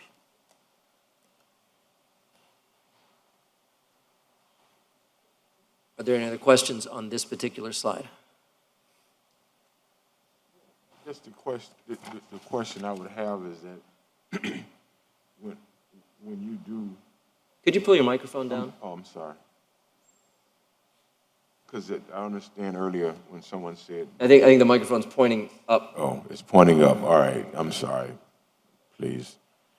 The question earlier had to do with us not listening, and it looks like you're including fuel in a couple of your new projections. Are you not including it in Marine Stadium?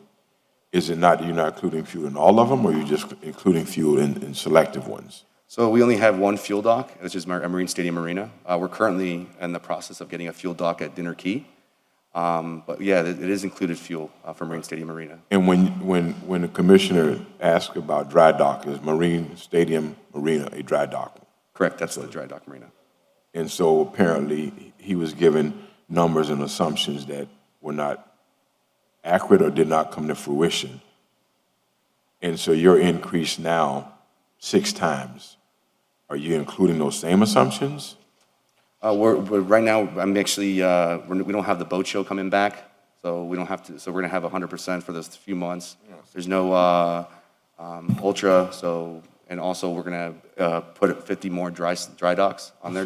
So then would it make more sense to realize those numbers you're talking about to have an operator with this dry dock marina, or we're not there yet, making that assessment? This is just for Marine Stadium Marina. I think you're maybe alluding to the Rickenbacker? Yeah. Which is next, yeah, that's later on in the slide. I'll get into detail a little bit. Okay, all right. Commissioner Diaz. Do you have the 2020 numbers for this one? Yes, I do. For Marine Stadium Marina, off the top of my head, it's close to like about $500,000. Let me ask you a question. Did an increase in rate occur between 2019, 2020? During the 2020 year, there was a rate increase? There was no increase in 2000. Then the numbers should not differ much from 2019. Yeah, if we had the same usage, if we had the same number of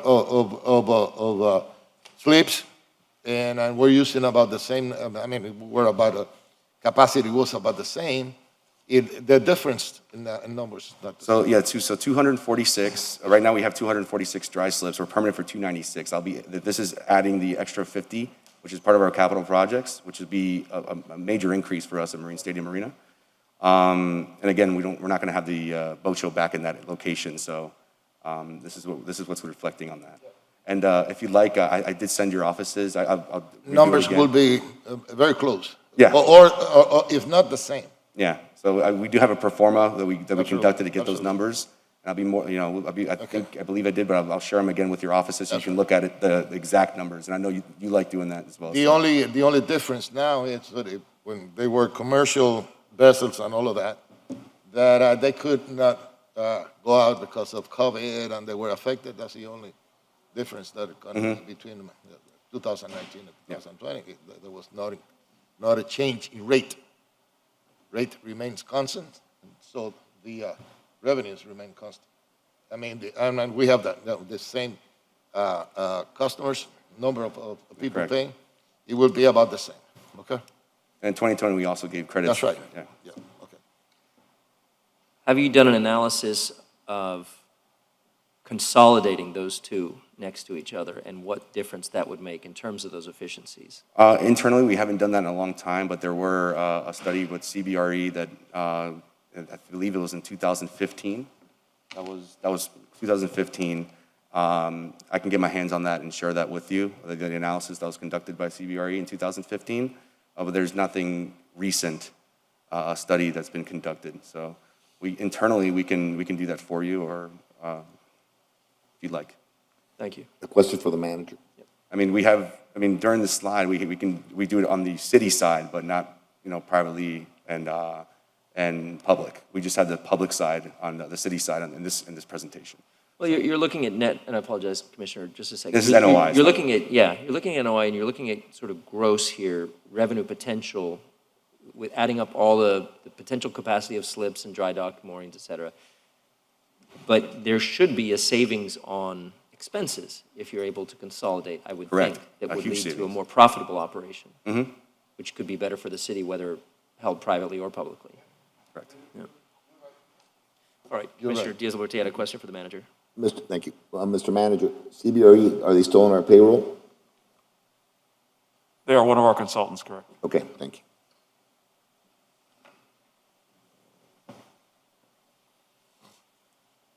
Next No slide. further questions? That'll be next slide. I think so. So this is Marine Stadium and mooring field. The numbers are reflecting both Marine Stadium Marina and a mooring field. So the proposed capital project, it's a mooring field, 97 moorings. Additional dry slips, approximately 50. Concrete flooring throughout, which is one of the capital projects that we want to do. Projected NOI with Marine Stadium Marina and the mooring field together will be $2.64 million. And again, that's based on the proposed rate increase. And this is on a stabilized year in 3 after the capital projects. And additional potential projects, potential wet slips can be discussed when it comes to regulatory approvals, of course. So, Are you familiar with the Virginia Key Master Plan? I have an expert here that is very familiar with the Virginia Key Master Plan. I do know somewhat about it, yes, sir. So during public comment, it was mentioned that a mooring field was not contemplated in the Virginia Key Master Plan, but my recollection says that it does, just maybe not in this scale. Could you clarify what the Virginia Key Master Plan does say with regard to a mooring field in the basin? Yes, and I can get Mr. Schimmel, Andrew Schimmel. Good morning, Andrew Schimmel on behalf of DREAM. Chairman, I believe the Virginia Key Master Plan is silent when it comes to mooring fields in Virginia Key. I'd have to go back and check. Got it. The benefits of a mooring field have been explained to me as currently boats do moor out there. There is no pump out service for them, so there's a contamination potential. There are potential derelict vessel issues. And of course, safety concerns. So I do see and understand the benefit of a potential mooring field in a specific scale. To turn the place entirely into a parking lot of boats would eliminate the uses that are enjoyed there by so many different sports and types of boaters. So I'm not looking to overdo it, but I would like to get clarification with regard to the Virginia Key Master Plan. And if it's not contemplated, we should take the right steps here. But I'm not closed off to the idea of a mooring field existing, and I would like to see if we can broker a balance that creates what has been proposed as I don't know if it was not a passive use area, but a non-motorized use area that could be specifically for the sports, such as rowing. We have competitive rowers here and schools and clubs which could be world-class in a basin like this. I'm not saying they're not now, but we don't have a facility that's world-class for them. But we could provide that through cooperation of how a mooring field could be configured. And so I'm not saying this is how we're going to do it at this point, but I'd like to say that these competing interests could actually work together. We could have a solution here. But this looks pretty heavy in terms of intrusion into the basin with the mooring fields. That's my opinion, gentlemen. This picture here, we've actually gone through multiple iterations of this mooring field. I believe the last iteration of it was 40-something mooring balls plus rowing lanes designated on the north end of the basin. That's the last iteration that we worked with the Virginia Key stakeholders with, and that was back late last year. They re-engaged us to discuss whether we could, in fact, do a mooring field. And this rendering is double that. That I believe is the initial concept, which is 97 mooring balls. And from a financial perspective, there's a point where the city loses money if we don't deploy a certain number of mooring balls. So the break-even point, I believe, is around 42 mooring balls. You know, from a commercial real estate perspective, we believe more mooring balls is financially better for the city, but also from a safety standpoint for those who use the water, the larger the mooring field is, that prevents folks who are on jet skis and what have you from going through that area. I see the argument you're making, but also a no-wake zone would also affect, with proper enforcement, would also achieve that. So I don't think limiting the usage by taking up all the space, you know, I could see where you could make a stretch to say that it makes it safer, but I'd also like to push back on your efficiency argument. How many mooring balls have been installed in the last 5 years under our expanding program of mooring fields between Dinner Key and and Watson Island? So Dinner Key North Mooring Field, we've deployed 25 new mooring balls. That's brand new, and we are in the process of constructing the Watson Island Mooring Field, which is 100 mooring balls. Right, so rather than looking at each mooring field in a silo, if you look at the aggregate number of mooring balls you already have the efficiencies there to service them, I would think. Because if you're just talking about the cost benefit of the deployment, the contracting of putting them in, that's one thing. But if you're looking at it only becomes profitable after a certain number, you may already have that number in the universe of mooring balls we have. We just need an efficient way to service them from field to field. You don't need a dedicated pump out for one field there all the time. They can be working a service through your mooring field. So I'm going to push back a little bit on the need to have 97 moorings there. I think we could be less intrusive on the basin and still be profitable for the city. But that's my hypothesis that I hope you can find a way to justify. We will work with the stakeholders and, you know, we will come up with a mutually beneficial solution for everyone. Other thoughts from the board on the Marine Stadium Marina mooring? Actually, I'm going much wider than that. You mentioned he was your expert on the Virginia Key Master Plan. Well, that's the present master plan. I had left with a previous commission the original Virginia Key Master Plan in 2001, November. That, I don't know when down the road it was changed, which is quite different than what you have here. There was one key area of about 120 acres that was kept pretty similar to what we had proposed for recreational area, but then everything else, I think, for the most part, was changed, with the exception of one additional area, the trust that we had created in Virginia Key. We're losing a tremendous amount of opportunity still here for revenue, tremendous amount in this area, and revenue that would not affect Virginia Key. The habitat, the sea animals, the land animals, or the Cuban lizards that are now there. The part that I have looked at here that does bring a concern to me, in this new board that was created to do and oversee the master plan, I've gotten the impression that at best we have one or two only in a pretty sizable board that are City of Miami residents. So, and at some point in the future, I'd like to revisit that, because we should only have City of Miami residents, or certainly the vast majority, in boards such as these. And I want to make sure that the feedback that we get as we move forward is coming from our own residents. For instance, I don't think there's anybody from Liberty City from Overtown. I don't think there's anybody from Alapata. I don't know if there's someone from the Grove or someone different. There's nobody from Little Havana, from Shenandoah, from Silver Bluff, from Flagami. I'm not even sure if there's anybody from the Northeast. So certainly no one from the roads. So I've covered the city of Miami pretty intensive, our neighborhoods. And if we don't have anybody from the core of our neighborhoods that are part of a group that oversees a master plan, that is a concern, because this is the biggest park that we own in the city of Miami.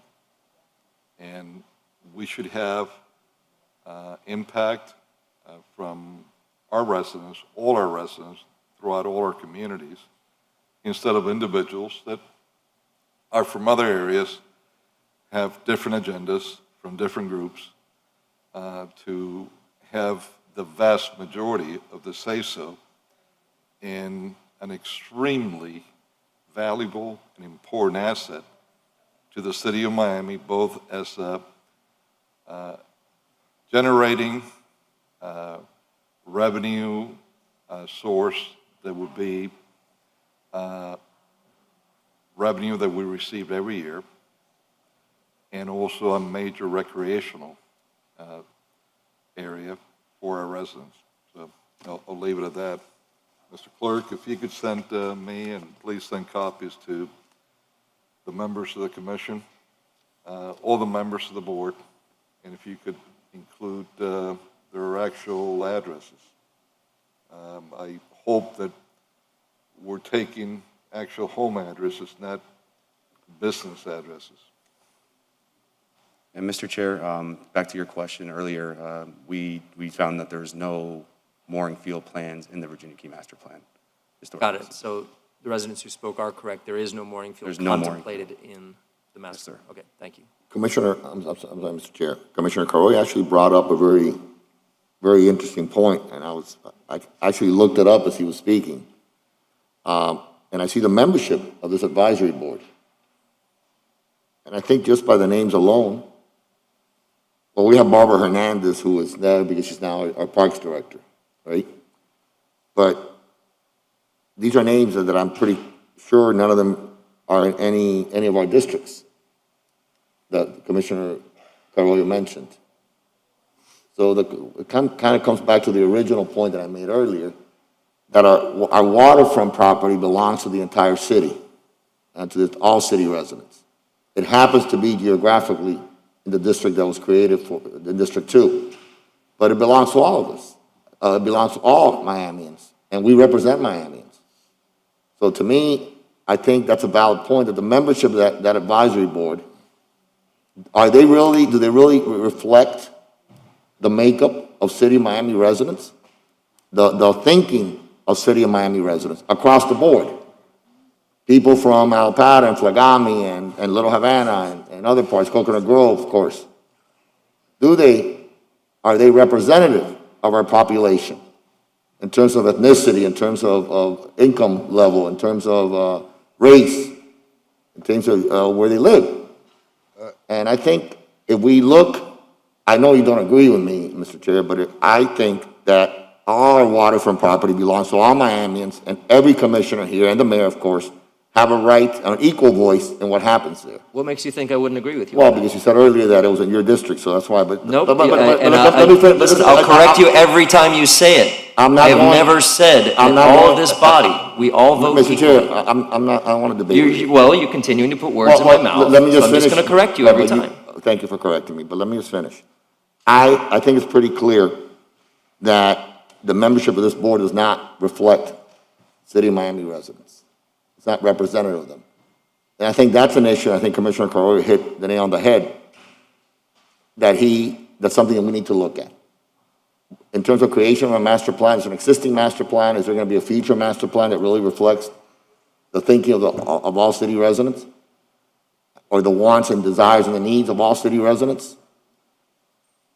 Or are we going to update it to look at, what's doable in 2021 versus an older master plan? because I had a dinner last night with a stakeholder in the Miami Marine Stadium refurbishment, the $45 million idea that he has, or that they have for fixing that stadium, which I'm not entirely in favor of, unless, I'm actually not in favor, if it's only piecemeal, if it's only spending $45 million and doing electrical and structural and then leave it there as a dinosaur without any peripheral development. That master plan is critical for the whole area. And the board that recommends to us what we do and what the master plan should look like should reflect all City of Miami residents and should reflect from all parts of the City of Miami. That's all. Let me go back to that, and I wasn't trying to create any havoc with that, but nor is it something that we have to deal with today. I'm just bringing up points to show that there's a lot more that we have to study before we can intelligently move forward with anything that's being presented to us today. For instance, the master plan that we had created back then, that we have spoken to, in the tip of the basin, in areas that were fine for construction, we had it for a hotel. Imagine one of those hotels built like a sail, like they have in Dubai, there, the view that it would have, it would become a landmark in Miami, and it would bring the City of Miami a heck of a lot more revenue than any of the moorings we're talking about doing here or the dry storage. We also had looked from that hotel to use golf carts in the other side of the basin, the side that we don't have anything built on, because you have roads there already, to use golf carts to be able to bring people in small one-bedroom log cabins that we could build along that shore, where people could come in with their boat and park them there. Those would be sold year-round, 24/7. And then with those same golf carts,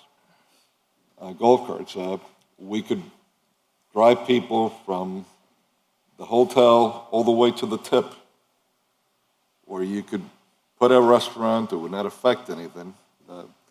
And that would be the best view of any restaurant in Florida, by far. Imagine the revenue that we could get from there. And these are things that I know some will raise their hand against it right away, but they're not going to affect the wildlife whatsoever, the terrain, the sea mammals or creatures at all, done properly. So we're leaving a lot of dollars on the table. One other place that we had down for a possible hotel site or commercial was next to the stadium site. So there's a tremendous amount, and I'm not even going to go into the rest of the island in recreational activities that could be done there. It's a tremendous amount that's left on the table that this city has an obligation in the future to look at, discuss, that could bring a tremendous amount of revenue for future Miamis. Thank you. Commissioner Reyes. Yes, I, with quite interest, I was hearing the discussion about membership on Virginia Key Advisory Board. But the reality is that the membership is established by code. And I have a list here on how the membership should be appointed. And it had 13 different either organizations or commissioners and all of that they designate the members. For example, the City Commissioner of District 2 shall appoint one person. One person shall be designated by the mayor. one person should be designated by the Director of Real Estate and Asset Management. Another person shall be the Director of the Department of Parks and Recreation. One person shall be designated by the Village of Key Biscayne. One person shall be designated by Miami-Dade County Commissioner for District 7. One person shall be designated by Dade Heritage Trust. One person should be designated by National Trust for Historic Preservation. One person shall be appointed by the Commissioner at Large in addition to the membership criteria in subsection 21191A. Such person shall be a demonstrable interest or expertise in recreational voting. One person shall be designated by the Urban Environment League of Greater Miami. One person shall be designated by the Tropical Audubon Society. One person shall be designated by the Sierra Club. One person shall be designated by Historic Virginia's Beach Park Trust. Yes, it is nice, you see, that for us to say, okay, we want everybody from, and I agree, everybody from every single neighborhood of our city to be designated, but we got to be clear and transparent. We this, it's not that I agree with it, but this, the Virginia Key Advisory Board, by code, must follow must follow this. Now, that this could be changed, it could be changed. I mean, I don't know how it is, but this is the way it is now, and that is why we don't have addresses like Flagami or Little Havana or Coconut Grove. Well, maybe Coconut Grove, we got some, but we don't, any other area, the Northeast, you see? But it is because by code, we are constrained. You see? I just wanted to make it clear that everybody understands. Thank you, Commissioner Reyes. Is there any further discussion on the Marine Stadium and mooring field? No. Next slide, please. Yes, sir. Well, you've confirmed, Commissioner, what I was saying. Yeah. Because of this section of the code that we could change,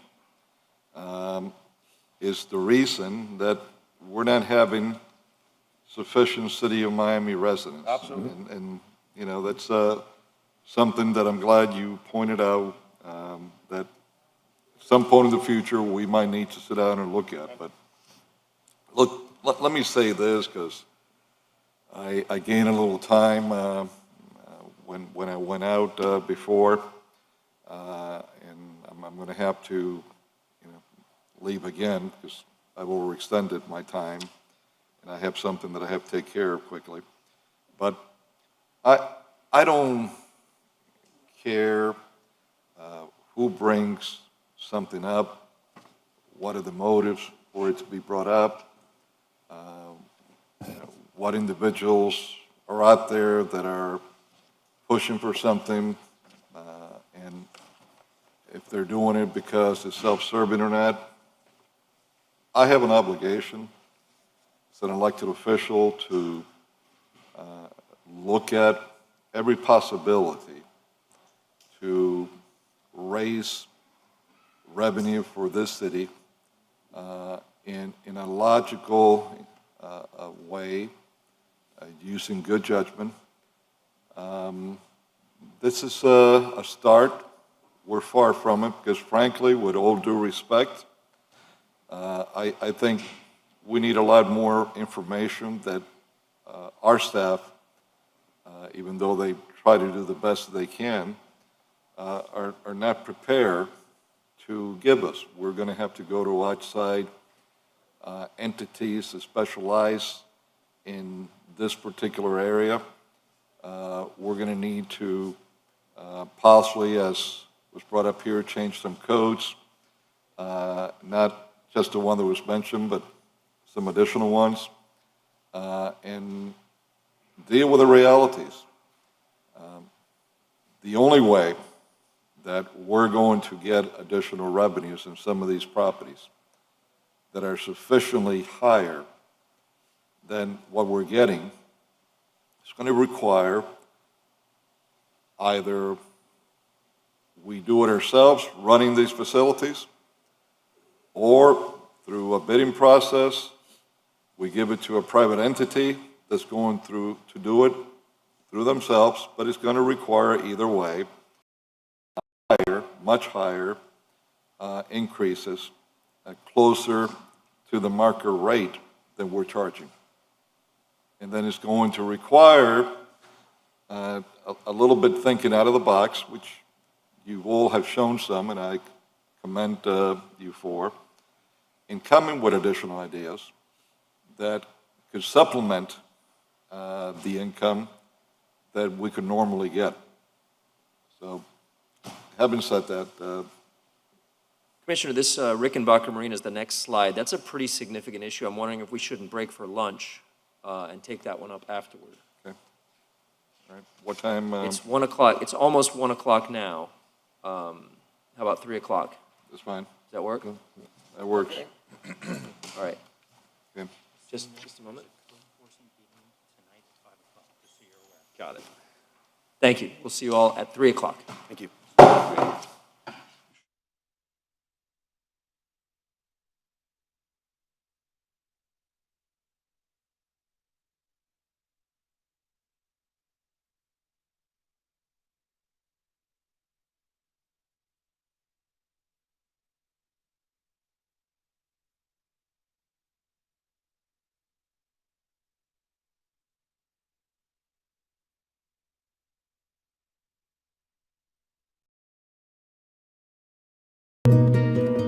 If you're living with someone who has COVID-19, you've got to do everything you can to protect yourself at home.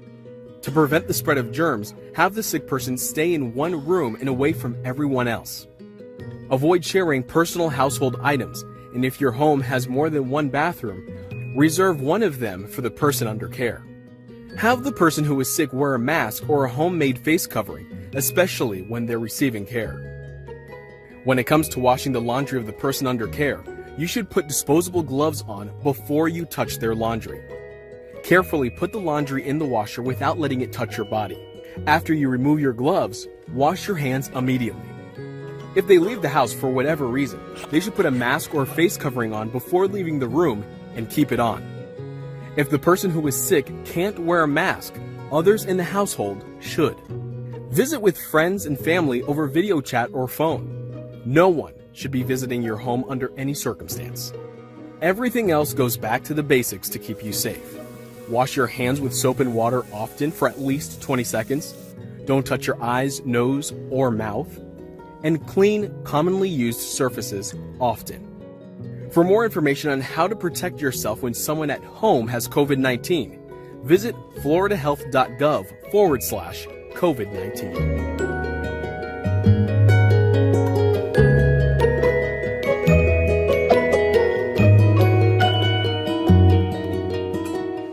Here are some tips from the CDC to help stop the spread of germs and respiratory diseases. First, avoid contact with people who are sick. No need to be rude, a simple wave will do. Cover your cough or sneeze with a tissue. Then, throw your tissue in the trash. Avoid touching your eyes, nose, and mouth. Clean and disinfect frequently touched objects and surfaces. Stay home when you're sick, except to get medical care.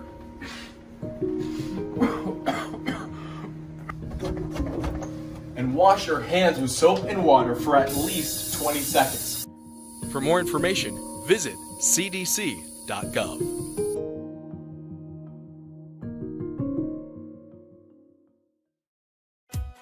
The world is talking about coronavirus, but it's hard to know what to listen to.